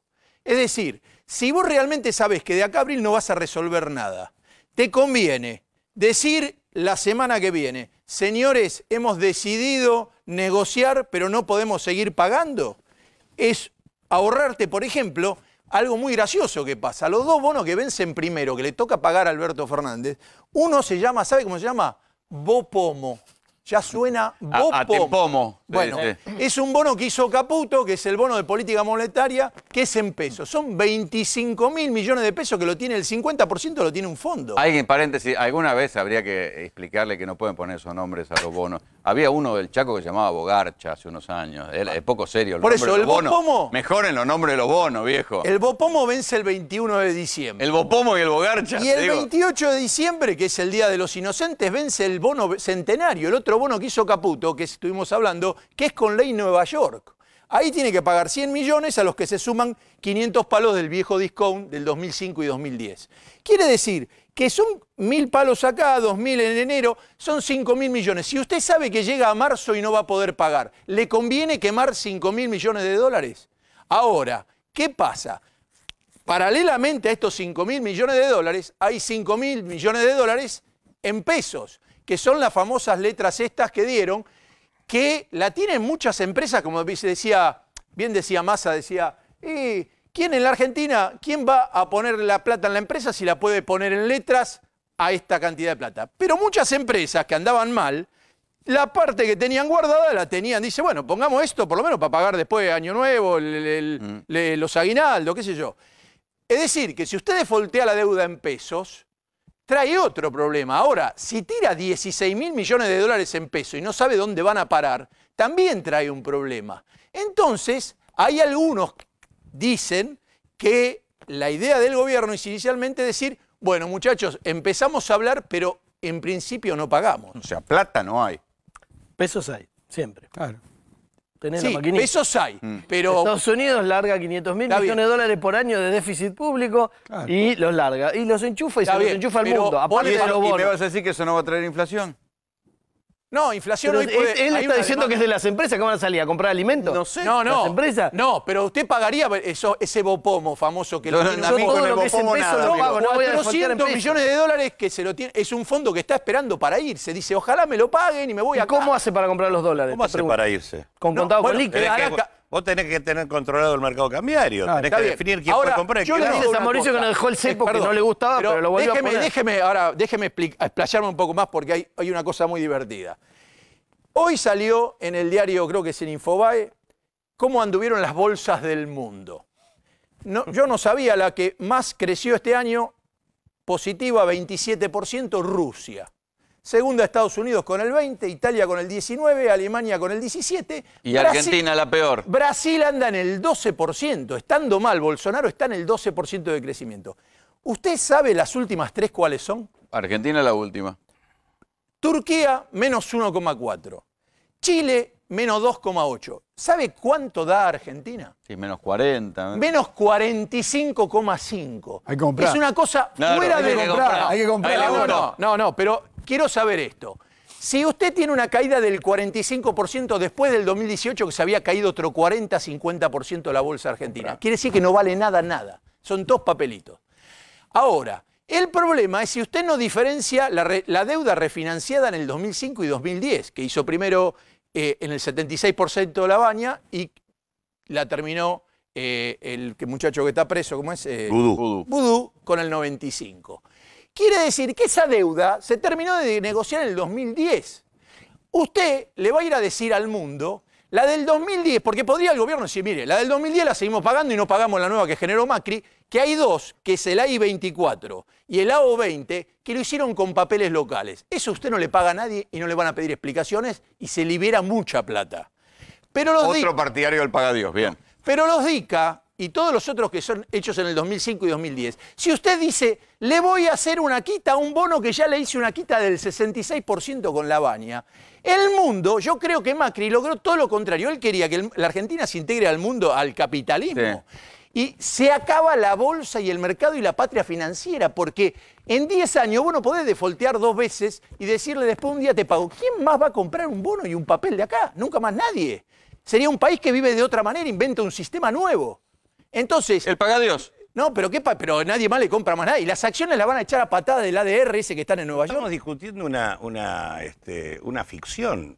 El que defolteó es Macri. Pero yo no estoy... Y claro que lo hizo Macri. Defolteó Macri. El default ya está. En 2018. Pero Macri... y encima defaulteó en su propia moneda. Claro, pero Macri el nivel hizo... de disparate es monumental. Y mandó una ley un proyecto de ley al Parlamento para que se reperfile la deuda de legislación local. Pero ¿qué invento hizo Macri? Lo que quiero decir es que vos te tenés que sentar de otro modo. No. Te sentás desde el default que ya existe. Por eso, lo sabe todo está el bien, mundo. pero Argentina el bono... está en sensación de pagos y en situación de agonía desde el comienzo del 2018 en adelante. Pero yo estoy ¿Por qué de te acuerdo, crees que intervino el fondo y no se recuperaron los bonos bien, de la Argentina? Lozano, pero no, escúcheme. Hay una cuestión que, vio que esta gente que recién lo dijo acá Galmarí, vio que la CUNSA dijo reperfilo la deuda. La semana pasada me dijo me la recontra voy para atrás y se la devuelvo al Estado porque están teniendo problemas. Ahora, los privados no tienen problema. Las empresas no le devolvieron la plata, se la devolvieron a la provincia de Buenos Aires para que Vidal pague y a otras provincias para que arreglen sus quilombos. Lo que estamos diciendo es que ¿qué inventó Macri? Y que se lo hizo Moody y todas estas consultoras, que dicen, bueno, hicieron un default parcial. Si usted sigue pagando una parte de la deuda y la otra no la paga, está en un default parcial, no es default. Ahora, si viene Guzmán y el martes dice, no podemos pagar hasta que hablemos con todo, no es lo mismo, porque lo van a vender como default. Lo que a Macri se lo dejaron pasar como si no hubiera pasado nada. Bueno, él dice que es el default, fue el de Macri. Ya sé que es un default. Bueno, está bien, pero los demás no juegan. Ustedes no están hablando acá de cómo juegan, cómo operan y cómo... Algo que... ¿Ustedes escucharon decir que... ¿Ustedes vieron el título de La Nación, Clarín, diciendo que Macri entró en default? Yo no lo leí todavía, no lo pusieron. Dijeron, reperfiló parte de la deuda porque no sé qué. Apenas diga... ¿Por qué el mercado te pone los bonos por debajo del 40%? Al 35, 40, y porque están... Y porque estás en default. Ya sé que estamos... Porque no podés pagar. Yo estoy de Entonces, acuerdo. ¿qué estás discutiendo? Bueno, pero... Estás discutiendo la realidad. Bien, lo que digo, lo que va a hacer el gobierno que trae bajemos un poco a tierra. preguntando, Esto ya que la sabe... gobernable, esperen, bajemos a tierra, basta de los bonos, me tienen los bonos llenos. No, pero le estoy preguntando, ¿usted cree no, que...? basta de bonos. ¿Esto es gobernable este país con este quilombo? Sí. Pero espera, ya que estás con los bonos llenos, estamos hablando de lo financiero. Acá lo que importa es la realidad cotidiana de la gente. A la gente, si hay default o no hay default, le dicen el cuco de nunca más entramos al mundo, Mejor. no nos van a comprar nunca más nada, aquello, le importa tres carajos. Claro. Lo que quiere es Eso llegar es a fin de bien, mes. coincidimos. ¿Entendés? Entonces. Y Alberto Fernández en eso creo que ha dejado claro. Primero la pobreza y la indigencia, segundo la reactivación. Después vemos qué carajo hacemos con la deuda. Y sobre todo ustedes, señores del FMI, que la hicieron bastante trucha a la Vayan a la entrega de cola. ese aporte de campaña, preocúpense. Y a los otros vamos a ver. Eso. Y el nombramiento de Guzmán es la confirmación de Está eso. bien, pero muchacho, una vez que hiciste vamos a ver. eso es Entonces, guapo. default, no Pero default, así de son guapo. pero son todos eufemismos después. No, pero Argentina se sienta con capacidad ociosa y con dólares en el saldo comercial. Si Argentina tiene una administración cambiaria razonable, es dueña de sus divisas, no permite la joda de que los exportadores la dejen afuera y demás, vos tenés capacidad para manejar la Pero Lozano, una pregunta Te voy a sobre traducir lo que dice él, pero no quiere decir la frase. Vivamos con lo nuestro. Pero puedo hacer Tenemos una para vivir pregunta con lo sola. nuestro. Alguna vez lo hicimos y ahora lo podemos hacer de nuevo. Los Y mientras 5.000 tanto, arréglense. Vamos a ver cómo se arregla lo de Los la deuda. 5.000 palos que iba a mandar el fondo, que no los mandó, los 5.800. Son lo que estoy diciendo que vencen de acá a marzo. Para mí, muy probablemente no tenga sentido pagarlos. Tenemos que negociar cómo salir. Entonces el mercado está descontando algunos que no. Hasta marzo se va a seguir pagando y después estamos hablando. Y otros dicen que no, que Guzmán dice, esto es un problema y empecemos hoy diciendo que no se paga. A ver, no es lo mismo, son 5.000 palos. Dueños, porque digo, los que tienen inversiones en pesos. El señor tiene bonos. ¿No? ¿Quiénes son? El señor tiene ¿En bonos. pesos? Claro, el señor no habla. No, El señor. ¿quiénes son los El señor tiene vos bonos. vos tenés acreedores en pesos? Sí. ¿Sí? Por lo tanto, vos esos, tienen nombre y apellido. Pueden ser actores económicos locales. Sí. Vos podés discutir con ellos qué van a hacer con el dinero que vos le das con tu moneda. Y podés plantearte estrategias económicas concretas. Entonces vos tenés que diferenciar acá la hay que deuda del desarmar, peso hay de la hay dólar. que ir Claro. al revés. Bueno, eso es una estrategia, le estoy preguntando. ¿qué Yo digo lo que ¿qué es escucho. lo que se hizo, que hacen siempre con la deuda? Se empaqueta, son todos un universo de acreedores. Y no, vos tenés que discriminar. Para mí está bien, sí, tenés claro. que desagregar a los acreedores. Exactamente. Es al revés. Estoy de acuerdo con vos. Recién vos preguntaste, ¿es gobernable? Cuando dijiste me tienen los bonos llenos, preguntaste si era gobernable. Es gobernable y por eso es tan patético lo que hizo el gobierno saliente, porque es gobernable. Sí, o sea, este descontrol no era el único camino. ¿Está bien? Ellos lo presentaron como el único. Pero no es verdad, o sea, lo que se hizo con el Banco Central no es cierto. Haber convertido, digamos, la obra pública en una obra que no era un negocio público fue un error. Yo siempre lo dije, mira, cuando vos ponés, por ejemplo, el colector sur, todo lo que es el colector nuevo de la margen del Riachuelo del lado Capital, y es una obra maravillosa, la obra es maravillosa, beneficia a 6 millones de personas, cuesta 1.500 millones de dólares, son 250 dólares por persona. ¿Cómo un país que hace esa maravilla, en lugar de hacer un financiamiento de proyecto en moneda local, hace una toma de deuda y después un gasto a fondo perdido? No sé, yo lo traté de hablar con Frigerio, no pude nunca. De buena manera, vos sabés, yo soy un tipo correcto, trato bien a la gente, nunca lo logré. Hubo una mala praxis brutal. Ahora hay un dato que a la audiencia le va a gustar. ¿Cuánto creen que debemos los argentinos per cápita? O sea, vos decís, ¿es gobernable o no? ¿Sabés cuánto es la deuda externa? 300.000 palos. 342.000 millones a septiembre de este año. Bueno, somos 43 millones. Sí. Da 6.900 y pico de dólares. Igual te falta una cosa ahí. Hay 440.000 palos afuera de argentinos. Exacto. O sea, ¿cuánto debemos? Menos 100.000. No, pero no importa. La de los argentinos es de los argentinos, la que debemos a través del Estado es el Estado. Ahora, Rolo, si esto se gobierna bien, el país es maravilloso. En esto, perdóname, no es una joda. Vos tenés buenas prácticas, malas prácticas. Lo que hicimos de financiar todo menos la producción real de riqueza fue un delirio. Entonces, cuando vos lo que tenés son años de querer consumir y no producir, y después bicicletear financieramente y no producir un cuerno, estás chiflado. Corregimos eso y nos va a ir bien. Es complicado, debemos 340.000 palos, pero como dice él, pero también hay 400.000 de gente que está. Para mí, el nudo de la cuestión política y social está en lo que dijo él. Dijo, bueno, la de los argentinos es la de los argentinos y la que debe el Estado la debe el Estado. No, porque la de los argentinos que fugaron, los 440.000 palos que se calcula que están afuera, la fugaron de la que tomó el Estado para cubrir el agujero porque la estaban fugando. Y con el la misma vuelta y además pasa por Wall Street, por Londres y demás, y a través de la guardia fiscal es donde el único presidente del mundo que salió fue Macri. Pero no creo que justo... No creo que los que tienen... Pero perdona, si vos creés que los que no declaran guita en Argentina compran bonos argentinos... La deuda en dólares... En realidad, el tema de que es para hacer obra en pesos es una excusa. Es un delito. Nunca ocurrió. Porque en realidad, cuando llegó Macri al Fondo Monetario, Argentina necesitaba 40.000 millones de dólares para funcionar, porque tenía déficit comercial, déficit en la cuenta de turismo y déficit por fuga de capitales. Los dólares que ingresaban en la Argentina era para cerrar la brecha en dólares, no para los pesos. Es mentira que fue para los pesos. No, pero además, perdóname, pero además se hizo... Déjame cerrar, por favor. Inti, vos amás la política liberal. De hecho, claro, esto es consecuencia de liberal, pero no lo hay que decirlo. Y como decía Juan recién, esos 400 palos que están afuera, son los mismos que te vuelven a prestar.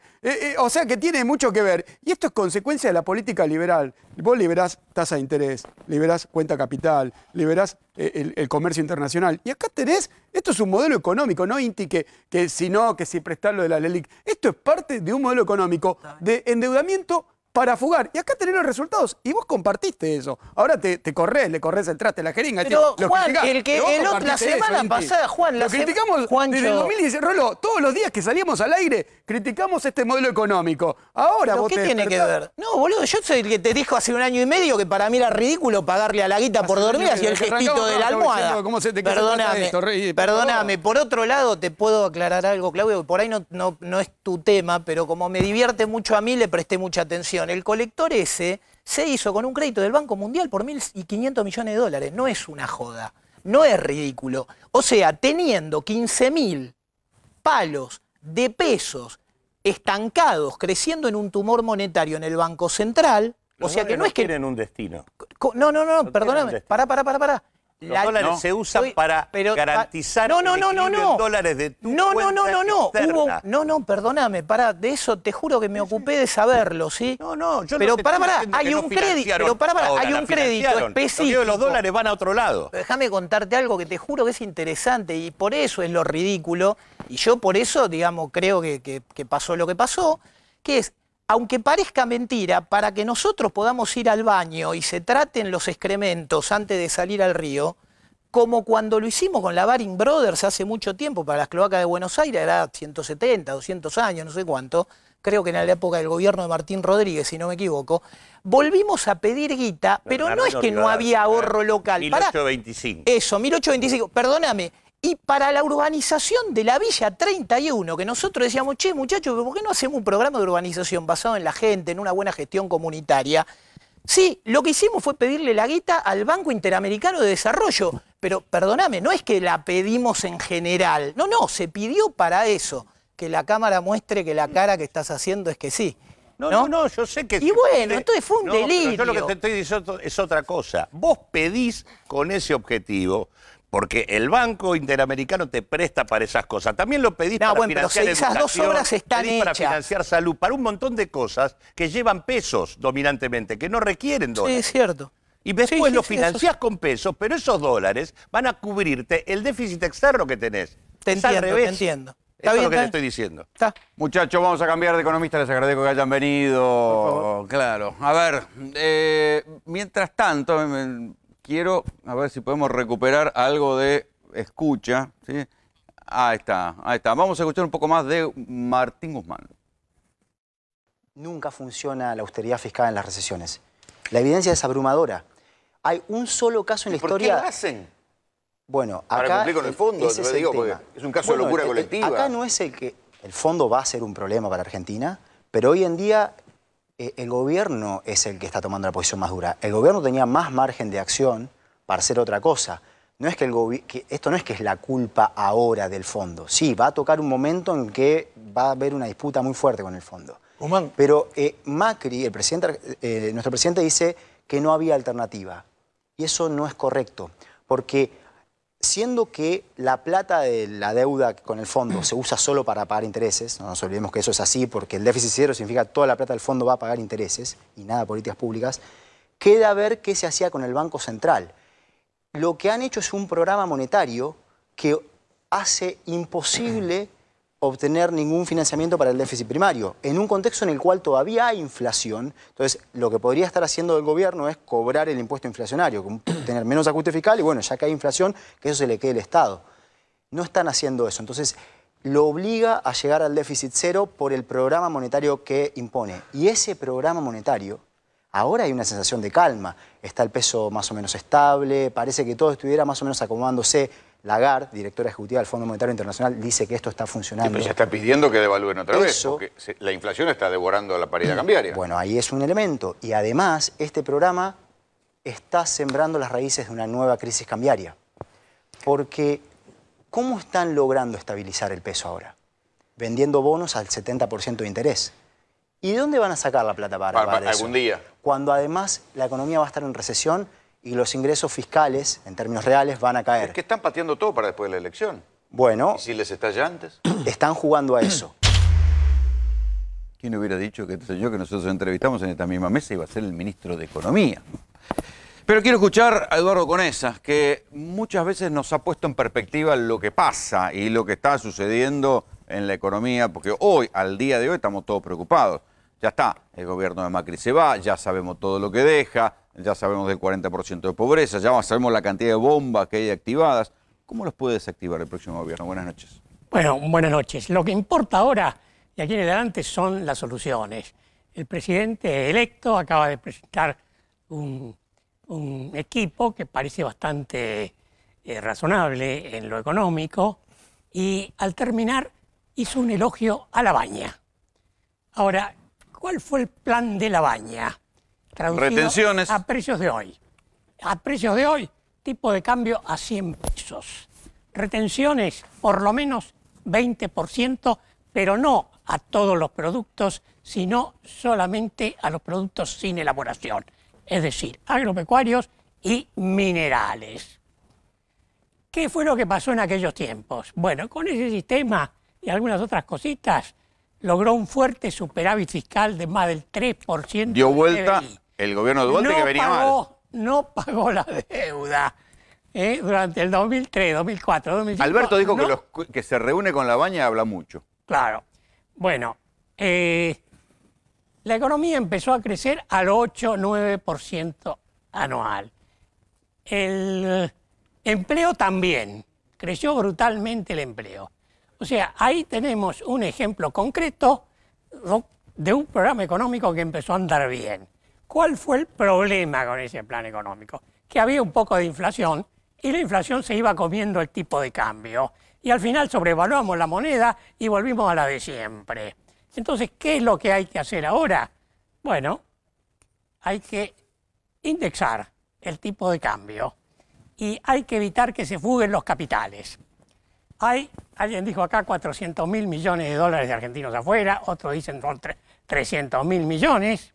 Bueno, acá lo primero que pasa en nuestro país es que si intentamos cualquier plan económico para reactivación y ponemos plata en el bolsillo de la gente, después que esa gente gasta a los pobres, va a la compra de dólares. O sea, el problema es la fuga de capitales. Está bien, pero hay cepo ahora. Bueno, ¿Se fuga con igual? cepo y todos se fugan igual, se fugan de cualquier manera. La única manera de evitar el cepo es indexando los depósitos a plazo fijo en los bancos y darles el 2% de interés. Entonces... Como si fuera la uva. Claro, la uva como más si un fuera 2. la uva, si uno deposita la plata en el banco y le indexan y le dan un 2% de interés y encima también está indexado el tipo de cambio, el que compra dólares, el dólar tiene una inflación del 2% anual, pero con este sistema le gana 4-0, porque gana 2% de interés real, ¿no? Y deja de perder el 2% de inflación que tiene el dólar. Entonces, con este sistema, así como estamos proponiendo, se acabó la fuga de capitales, que es el gran problema de la economía argentina, ¿no? Entonces, ahí podemos empezar a arreglar todo, pero hay que empezar por el principio, ¿no? ¿El dólar está barato? El dólar de La Baña está en 100 ahora. Pero está bien, pero eso provocaría una inflación del carajo. Bueno, si hay superávit fiscal, no necesariamente. ¿En la época de La Baña hubo hiperinflación? No. No. Pero veníamos de una... Y estaba el dólar por allá arriba. Está bien, pero veníamos sin inflación. Hasta ahora estamos en 60. Pero teníamos un 4% de superávit fiscal, ¿no es cierto? Entonces, si acá tenemos un superávit fiscal, como el que dijo Fernández que hizo La Baña, qué sé yo, que él fue jefe de gabinete además, ¿no? Y además aumenta el ahorro privado porque indexamos los depósitos a plazo fijo, tenemos dos fuentes de ahorro que son los mejores antídotos contra la inflación: el ahorro público y el ahorro privado. Entonces, bueno, podemos empezar a mover la economía. Mientras tanto, acá se habló que la deuda no se puede pagar. Es cierto eso, que no se puede pagar. ¿Usted por ahora coincide no que se puede. Está de muy alguna bien. manera, más o menos... Está muy bien lo que dijo Abeles. Por ahora no se... Guzmán. Por ahora no se puede pagar. Eso es cierto. Perdóneme. En la época de La Baña tampoco se pagó. Y el riesgo país, que ahora está en 2.400 basis points, en la época de La Baña estaba a 5.500. O sea, era mucho peor la situación. ¿Cómo hace para Sin embargo, al poco tiempo que la economía empezó a crecer, a los 3 años que ya la economía empezó a tomar fuerza, entonces ahí se hizo la renegociación. Y ahora hay que hacer algo por el estilo. O sea, esta crisis tiene solución, pero hay que cambiar las reglas de juego. Acá en nuestro país, lo primero que hace la gente es comprar dólares y fugarlos, porque nuestro país es una ruleta, es como un casino. Entonces en un casino siempre se pierde. Hay que... Una vez que gana, sacar la guita. Para evitar que la economía sea un casino, hay que estabilizar los dos grandes precios macroeconómicos en términos reales. Uno es el tipo de cambio, que tiene que ser constante en términos reales, y la tasa de interés, que también tiene que ser positiva en términos reales y baja. El tipo de cambio tiene que ser alto para exportar y la tasa de interés tiene que ser baja para invertir. Doctor. Y las dos tienen que fijarse en términos reales. Si las dos se fijan... Pero hay en una términos- parte del gobierno que dice, como decía Kicillof, que era importante tener ingresos altos en dólares porque eso era el poder adquisitivo de la población. Y terminó mal. Bueno, Eso fue el kicilofismo, el tramo final. Kicillof fue un fracaso. Como ministro de Economía, yo creo que es una buena persona, es un kirchnerista decente, que es muy importante. Yo era amigote de él en la Cámara de Diputados, soy amigo de toda la gente que nos roba. Kicillof me parece un buen tipo, pero como ministro de Economía no fue muy bueno. El ministro de Economía bueno fue, hay que decir la verdad, Labaña. ¿Cómo hace para El desdolarizar? gobierno tiene el ejemplo. Sí. Era el jefe de gabinete, el mismo Fernández. Bueno, el único defecto de la administración de Labaña fue que la inflación se comió al tipo de cambio con el tiempo. Puerta chica, le Y, dice, no te deja bueno, entrar, entonces papá. lo que hay que hacer es estabilizar las variables en términos reales, no nominales. Ahí lo tengo, Cerolini, No, quiere preguntar algo. Yo lo que le quiero preguntar, a mí me parece que se puede vivir con una moneda para el mercado interno y otra que tenga relación Así con el tienen mundo. los chilenos. Por eso, pero la pregunta es cómo hace hoy para que si el dólar se va a 80, desdolarizar los alimentos, porque ahora están dolarizados los alimentos. Ese es el problema. Bueno, lo primero es que va a haber retenciones a las exportaciones, ¿no? Y eso va a bajar el precio de los alimentos. Después, todos los alimentos no se pueden exportar así nomás tan fácil. Así que en la época de Labaña, el dólar estaba a 100 y los alimentos no subieron tanto. Así que no es tan grave la situación. Eso de que toda la devaluación se traslada inmediatamente a precios es cierto cuando hay déficit fiscal. Pero cuando hay superávit fiscal, eso es totalmente falso. Y si aparte del superávit fiscal, que es ahorro público, ponemos el ahorro privado de los depósitos a plazo fijo indexados, creamos dos fuertes antiinflacionarias muy fuertes que además ayudan el desarrollo económico. Sí, porque el crecimiento, ahí viene el crecimiento de las exportaciones. Cuando Claro. tenemos un tipo de cambio, ¿cierto?, de 100 pesos constante en el largo plazo, empieza la inversión para exportar.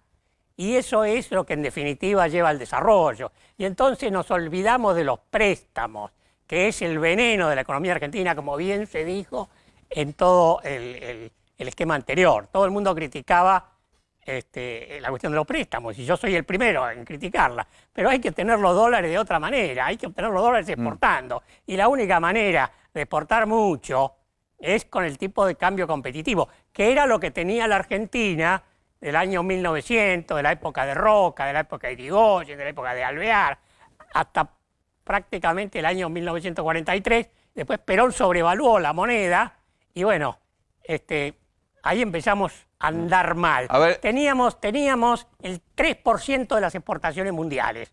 Ahora ni llegamos al 3 por 1000. Claro. Ahí sí, Inti, ¿qué le quiero contar? No, él siempre explica muy bien, o varias veces lo he escuchado y me encantaría que lo vuelva a repetir, que es, siempre dicen el dólar está alto, el dólar está bajo, el dólar alto, el bajo, y explica muy bien de dónde debería surgir el precio del dólar. ¿Lo puede volver a explicar claro, conciso? Simplemente se hace el cálculo del tipo de cambio real. Se ajusta por la inflación que hubo internamente. ¿Para qué tenemos un buen INDEC ahora? Entonces, tomamos el tipo de cambio de Labaña del año 2003, o si ustedes quieren, de 2004, y lo ajustamos por el índice de precios al consumidor y lo ponemos ahí.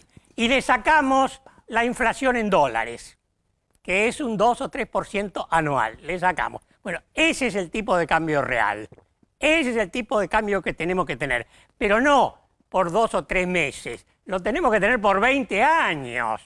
Porque para que en la Argentina se invierta... Esa es la para famosa exportar. previsibilidad. Claro. Entonces, si estabilizamos los dos grandes precios macroeconómicos en términos reales, desaparece la economía del casino. La Argentina es un casino donde todo el mundo se raja porque en el casino siempre se pierde, siempre gana la banca, ¿no es cierto? Entonces, hay que terminar con la economía del casino. Y por supuesto, esto de indexar también se aplica a los salarios, porque partiendo de un nivel razonable, se pueden indexar también los salarios. Esto lo hizo el presidente Reagan de Estados Unidos.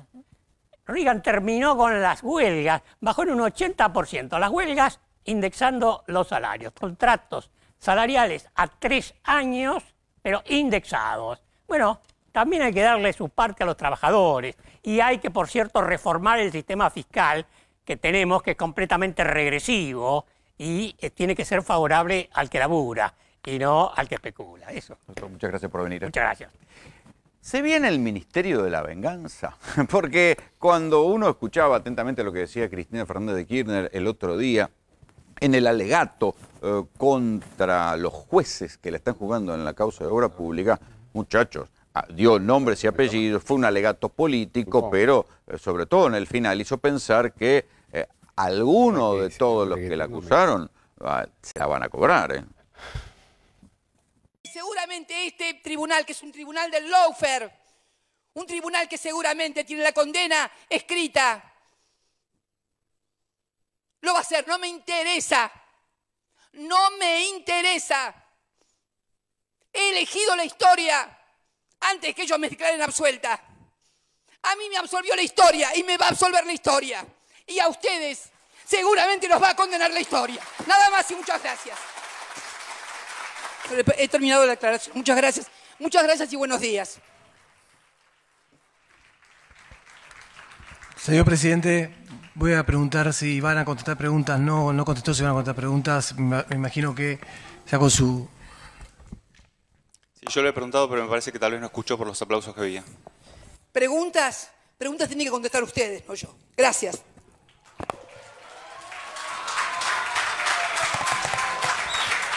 Silencio, por favor. Muchachos, por si alguien no entendió, cuando Cristina le dice preguntas van a tener que contestar ustedes, va a decir que alguna pregunta van a tener que contestar los jueces. ¿O no, José Ubeira? Buenas noches. Y sí. ¿Qué es lo que prevés de lo que se viene? Y ha sido un periodo nefasto estos últimos 4 años. La verdad que yo siempre digo que ni siquiera en la dictadura se vieron cosas como las que se vieron ahora, ¿no? O sea, Timerman ni siquiera se pudo ir a hacer un tratamiento a Estados Unidos y al padre la dictadura le dio la posibilidad de irse a Israel. Así que van a tener que contestar unas cuantas preguntas, sobre todo con los términos de prisiones preventivas salvajes que se vieron. Y ¿cómo te imaginas que esto se formularía? ¿Con un pedido de juicio político? ¿Con un recurso judicial? Yo creo que va a haber mucha actividad en el Consejo de la Magistratura. O sea, personas como Bonadío claramente no pueden ser jueces de nada, ¿no? Ya se está por jubilar. Sí, pero no importa, digamos, la persecución tiene que ser muy profunda. O sea, el juez federal, la función de juez es quizás el cargo más importante que puede asumir cualquier miembro de una sociedad. Porque el presidente es renovable. La Cámara de Diputados, bueno, acá tenemos diputados, te renuevan cada tanto. Ahora, el juez vos lo clavás para toda la vida en un puesto. No hay nadie que tenga, dicen los franceses, más poder que un juez de instrucción. Porque el tipo te allana, te puede arruinar la vida, te manda los diarios, te deja en prisión preventiva. O sea, nadie tiene más poder en un sistema democrático, pretensamente democrático, como el que tenemos. ¿Y la mesa judicial de la cual habló Cristina también en su alegato? Claro, porque la mesa judicial... La mesa judicial del gobierno de Macri, digo. Claro, acá, o sea, para poder contestar la pregunta tengo que tener 1 minuto nada más, pero tenemos que dar un paso más atrás. El mundo, pero sobre todo el Cono Sur, está gobernado por los grandes poderes financieros, que es el verdadero poder real en este momento del Cono Sur. En segundo lugar están los medios y los organismos de inteligencia. Y en tercero, la democracia esta que nosotros votamos, que es el presidente, el legislativo y el judicial. Pero los otros dos tienen un control enorme y de hecho lo estás viendo lo que está pasando en Latinoamérica. Entonces la realidad es que, digamos, en este esquema el juez cumple una función directiva conforme a determinado tipo de políticas que en un momento determinado se instrumentan. Lo que ha pasado en este escenario que hemos tenido en los 4 años es la utilización de la vara del Poder Judicial en el sistema federal, porque digamos que hay jueces laborales que van a hacer su trabajo todos los días, no tienen ningún problema. El juez civil, vos ni sabés quiénes son los jueces civiles, pero digamos, estos 12 señores que están colocados ahí, más la Cámara Federal, más la de Casación, han jugado un partido pura y exclusivamente para garantizar determinados privilegios y hacerse los osos en determinado tipo de temas que son centrales. O sea que el desbarajuste económico que hoy tenemos en la Argentina, porque acá acabo de escuchar al señor Lozano, que dice, hicieron una deuda externa y ni siquiera hay un ticket de subte. Y eso no se investigó, ¿eh? Y eso ahí no hubo ningún juez. Y ahí no hubo ninguno. Y yo el otro día lo tuve en el juicio, yo defiendo el Ascar, en el juicio de la ruta del dinero acá, y le pregunté a Federici, que supuestamente es el Batman de la UIF, y resulta que el Batman de la UIF se le fueron 50.000 palos y no les pregunta, a ver, ¿dónde fueron los 50.000 millones? Y la plata del blanqueo que supuestamente ingresó, no le preguntaron concretamente de dónde es que realmente la habían traído. Cuando uno ve lo que dijo Cristina, porque digo, ahí había un programa de pasar a cobrar. Es decir, bueno, a ver, los operadores judiciales, incluso los operadores mediáticos, lo que llama operadores mediáticos, los jueces, los fiscales que acusaron, la doctrina Irursun, ¿eso el gobierno va a intervenir o eso lo va a dejar en manos de la justicia? Bueno, si no yo creo que de alguna manera va a haber una enorme presión política. Ahí tenés un diputado al lado tuyo. Ahí tiene que haber una enorme... Porque en verdad el poder de los jueces radica en la renuncia de la política a resolver los grandes problemas nacionales. O sea, estos señores de Comodoro Pi tomaron una fuerza enorme porque la política que tiene que debatirse en el Parlamento y tiene que de alguna manera generar los resortes de control, hace rato que renuncia. Vos tenés un Congreso que este año prácticamente no trabajó. No. Entonces, la pregunta es la siguiente. Nosotros elegimos una cantidad de diputados nacionales, provinciales y qué sé yo. Cuando llega el momento de la verdad que no están. Entonces, le dejaron, y en este caso particular, yo tengo que decir que la vicepresidenta que va a asumir, se le suma un elemento más, que se metieron con los familiares. Porque a esta mujer le arruinaron una hija. Y se han metido con los familiares de muchos. Cosas que ni siquiera eran pensadas en otro momento, porque los hijos eran sagrados. Entonces, a mí me parece que eso que se acaba de pasar recién es la mezcla de un combo explosivo. Por un lado, jefa de 4 asociaciones ilícitas. Si yo en la época en la que era estudiante de la Facultad de Derecho hablaba de que una persona podía ser jefe de 4 asociaciones ilícitas, me ponían un 1 por burro. Porque puede solamente ser jefe de una asociación ilícita con 20 actividades de rama. Aquí quiero hablar con estos muchachos porque durante este fin de semana a todos ellos, los diputados Claudio Miguel Anzaloni, José Luis Ramón y Antonino Carambia, los han acusado de todo. ¿Ustedes son los traidores? Buenas noches. Buenas noches, Rolando. La verdad que... Los tránfugas. Seríamos como unos tránfugas, pero aparte por Twitter. Muy desafortunada la expresión del presidente de la Nación, porque la política no se hace por las redes sociales. Nosotros, yo para que los que... Preséntense, claro, digo, ¿por qué se armó tanto quilombo? Hemos formado un nuevo bloque en la Cámara de Diputados, donde somos 8, provincianos todos, y vale la pena presentarnos los 8 integrantes, porque en la Cámara de Diputados ocurre algo desde hace mucho tiempo, en donde hay 2 frentes muy fuertes que se disputan el poder. Ustedes en la práctica le sacaron la primera minoría a la Alianza Cambiemos. Exactamente. Y ellos tienen un problema. Y yo recién escuchaba al doctor cuando decía la Cámara de Diputados no funciona, y es verdad. En el último año creo que ingresaron 30 proyectos de ley, nada más que los del Poder Ejecutivo, y las comisiones y el recinto, creo que funcionamos 5 veces, y eso no es la Cámara de Diputados. Le pedíamos al nuevo presidente, abra las puertas del Congreso, deje que ingresemos a las comisiones, que haya quórum, y eso va a ocurrir con nuestro grupo, porque ya no va a poder tener la hegemonía total aquel que esté... Esto es lo que dijo el presidente Macri. Lamento la desafortunada decisión de los diputados Anzaloni, Ávila y Carambia. Acá, otro de los quilomberos, tengo 2 acá, de abandonar el bloque luego de formar parte de nuestras listas. Esta traición a la confianza de los votantes que los eligieron es opuesta a nuestros valores y a lo que creemos. Pero varias veces hablamos con vos de que a ustedes, a vos en concreto, te quejabas que cuando estabas en Cambiemos, cada vez que querías hablar, mucha bola no te daban. Mira, Rolando, primero y principal que yo soy presidente del Partido FE a nivel nacional y éramos parte del Frente. Es un partido. Cambiemos, es un partido a nivel nacional. Y de lo cual es verdad lo que decís, pero no solamente es triste los dichos del presidente de la Nación, sino que son desafortunados porque nosotros le tenemos que pedir disculpas a quienes nos votaron, porque no hemos cumplido con la expectativa para nada. Al contrario, hemos dejado a una Argentina en la miseria, hemos dejado, hablo por el interior del país, ¿no? Acá se ha gobernado siempre para un puñado de argentinos y se ha olvidado del interior del país. Lo que dice José Luis es verdad. Nosotros armamos este frente electoral dentro del espacio, porque muchos nos dicen que nos fuimos al frente de todo y no es así. Sí nos fuimos de Cambiemos. Y hemos puesto una posición donde queremos defender a cada uno de los que representamos y quienes nos votaron de verdad, para decirle de que, y pedirle disculpas, porque en su momento le hemos prometido un montón de cosas, lo cual no hemos cumplido con nada, y decirle que nosotros desde nuestro espacio político hoy vamos a pelear para darle a la economía regional y lo que la economía regional necesitan. Cuando decís que no les dieron bola, digamos, ¿qué pasaba? ¿Qué pasa en un bloque de diputados? Lo que te dijo José Luis Ramón. ¿Qué pasa cuando no sabrían bloque de diputados quieren dar una discusión y le dicen, no, hincha el huevo, callate? ¿Sabés lo que es venir de Santa Cruz, de Tucumán a Ávila? Te digo algunos, por decirte, algunos de los que formamos parte del bloque hoy, de Mendoza, todas las semanas ir a los despachos nuestros y no haber comisiones.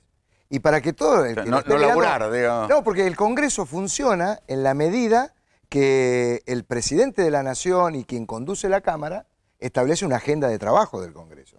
Sobre todo aquellos que somos los bloques minoritarios y que venimos de las provincias.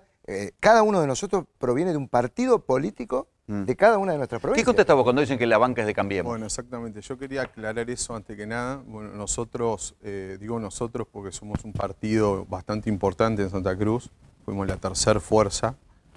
Tenemos no solo un diputado nacional, sino que tenemos intendencias, concejales, representatividad. Claro, que muchas veces eso de Buenos Aires no se ve. Exactamente. Mira, yo planteaba que el problema que plantea el presidente, diciendo que nosotros traicionamos, es un problema de porteños, porque sin ánimos de ofender a nadie, ¿no? Porque realmente él no sabe la situación de Santa Cruz, no sabe los acuerdos políticos que nosotros hicimos. Y yo le digo, la banca no es ni mía, ni del presidente, ni del PRO, sino es del Moveré, que es nuestro espacio político provincial.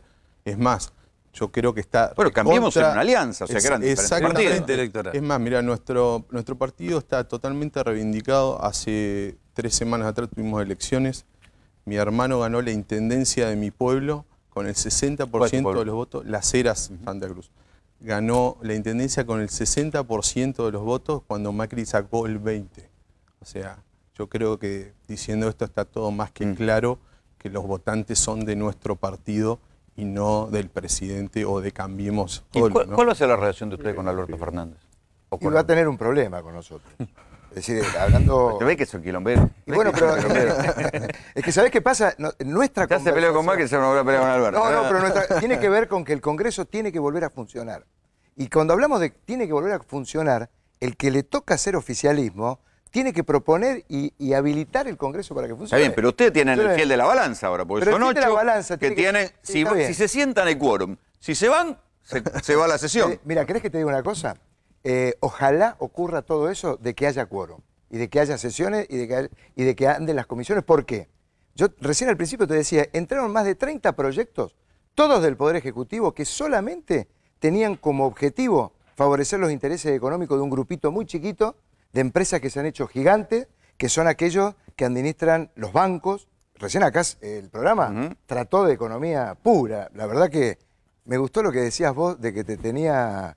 Los bonos llenos. Los bonos llenos. Sí, pero sí, la verdad que es una realidad que está ocurriendo en el Congreso de la Nación. Se favorecieron, es decir, se sancionaron leyes para los bancos, para ese pequeño grupito que se apoderó de las empresas que proveen los servicios públicos como el gas, la electricidad. Ni te cuento, cuando hablábamos del mercado minorista, la única ley que logramos tratar, pero a presión, fue la ley de góndola, que es una ley que trata de defender la competencia. El libre mercado no es libre mercado. Tiene que haber derecho de los consumidores controlado, tiene que haber lealtad para que comercial. no haya monopolio. Bueno, y la lealtad comercial para que las empresas no se hagan la trampa. Y tiene que haber control de la defensa de la competencia. ¿Para qué? Para que las economías regionales, los productores, las pymes, los consumidores, tengamos la posibilidad de tener acceso a participar de una economía... O sea que ustedes son pro quórum, o sea, pro sesiones. No sabemos. Va a ser, se hacen los lindos. No. Somos federal sesiones. Exacto. Pro no me gusta, federal sesiones. Nunca fuimos pro, ninguno. No, digo, bien, claro. Era un juego de palabras. Pero digo, Rolo, mirá, nosotros durante 4 años vimos pasar dentro de la Cámara tipo de cosas, como dice José Luis, pero también tenemos que decirle al pueblo que acá se ha gobernado para la renta financiera, y no para los trabajadores. Esto es verdad. Recién cuando lo escuchamos a Conesa y uno se pone contento que los economistas se acuerden de los trabajadores, no se ha gobernado para el pueblo de los trabajadores. Y la Argentina, si no hay trabajadores, no hay economía que se ponga en marcha. Por eso digo que nosotros vamos a estar, nuestro bloque va a estar donde deberíamos haber estado siempre, defendiendo a los trabajadores y a los que menos O sea, tienen. que a veces van a votar con el gobierno y otras no. Vamos a votar lo que el pueblo de la Argentina necesita y la clase trabajadora. Sí, yo creo que es importante aclarar esto porque también tratando de difamarnos, más que nada nosotros los que nos fuimos del espacio de Cambiemos. Tránsfugas. Los tránsfugas, los Ritondo traidores. dijo que eran tránsfugas Sí, ustedes. sí, no le conozco la voz a Ritondo, así que también dijo que habló con nosotros, nunca habló. Habría que preguntarle a Ritondo si él cómo asumió, si como ministro o como diputado, porque estaba jurando de diputado y dejó 4 días, una semana a todos los bonaerenses sin ministro de Justicia, ¿no? Pero además a Pichetto le hicieron un asado para festejar que saltaba. Hay dos Yo digo, casos. no entiendo nada. El caso de Ese la- Pichetto y de Esper. Imagínate vos, es grave eso. Porque a Esper le trataron de limar el partido político con el que se iba a presentar en las elecciones. Y le empezaron a hacer una, yo quiero decirlo en términos, una jugarreta para que el hombre no se presentara. Bueno, no sé si se usa. Pero se lo quemaron, Pero la verdad que todos fue los una... candidatos de la ciudad. Claro, no, pero la te ciudad digo- que donde era fuerte le limpiaron todos los candidatos. Exacto. No, y después hay otra Bueno, y realidad. el caso de Pichetto, ese sí que fue el rey de los Pichetto, tránsfugas. como dijo el señor, le hicieron un asado y a nosotros nos trataron Sí, nos hicieron con asado. Pero hay una cosa más No, que, nada. que me gustaría reivindicar de la política. La política no es por las redes sociales. En las redes sociales uno puede informar. No. La verdadera política es aquella que se hace casa por casa, en el barrio, comunicando la propuesta política. en el- La red es una manera impersonal donde aparecen los trolls. Yo veía, me puse a navegar en la red en estos días donde a ellos les daban con un caño o los bardeaban, como dicen los chicos. Y la verdad que yo veía muchos mensajes de apoyo de trabajadores a Pablo, en el caso de Tony, de Santa Cruz. Era impresionante la cantidad de personas que, claro, veían ese... Bueno, porque ustedes en sus provincias los conocen. Pero obviamente, y aparte nos han votado en nuestras provincias por nuestro partido político, no por el PRO, a mis compañeros ahora de bloque, sino por la militancia, el trabajo social. Y aparte que nosotros tenemos un problema en la Argentina. Hay una inestabilidad social, económica, política, fruto de aquellos que han venido gobernando con un talero y que no se corresponde, porque el interior de la Argentina adentro, participa en el PBI de la nación con un porcentaje que es muy alto. No se puede seguir resolviendo las cosas en esta capital federal. Y ese es un problema de los últimos 8 años que viene teniendo la caída abrupta de la economía de la Argentina, culpa de gobernar. Rolo, con déjame talero. decirte también Entonces que lo triste de esto y la vergüenza para uno, ¿no? Que no han publicado tanto Antonio como Beatriz Ávila y a quien te habla, nuestro celular en Twitter y nuestra familia, por ahí pido disculpas públicamente a mi familia y a mi madre principalmente que la están Los celulares para que todos los los días. puteen, para que los Sí, aprieten y pero los puteen. ¿sabés 1500 que WhatsApp habría que tenemos. decirle que los mismos que los dieron los celulares son los que pusieron a la Argentina en este estado que está? Los troles de Marcos Peña nos pusieron así a nosotros, ¿no? A la República Argentina. Muchachos, muchas gracias por venir. No, los gracias espero a vos. próximamente para cuando hagan algún quilombo. Yo sé que van a ser quilomberos, así que los espero próximamente. Vamos a hablar de política. Eso. Le agradecemos a la gente de los panqueques de Hernán que nos manda comida para aguantar hasta esta hora. ¿Ustedes ya se van? ¿Descargan? corralón, ya nos vamos. Ya nos vamos. Se van al corralón esta gente. Qué suerte que tiene. Nosotros nos vamos. Nos vemos el domingo en una emisión especial en vivo de GPS porque hay muchas cosas. Va a haber una plaza de Macri de despedida, va a haber elecciones en Boca, así que el domingo vamos a estar en vivo acá. Nos vemos. Chau. No, no.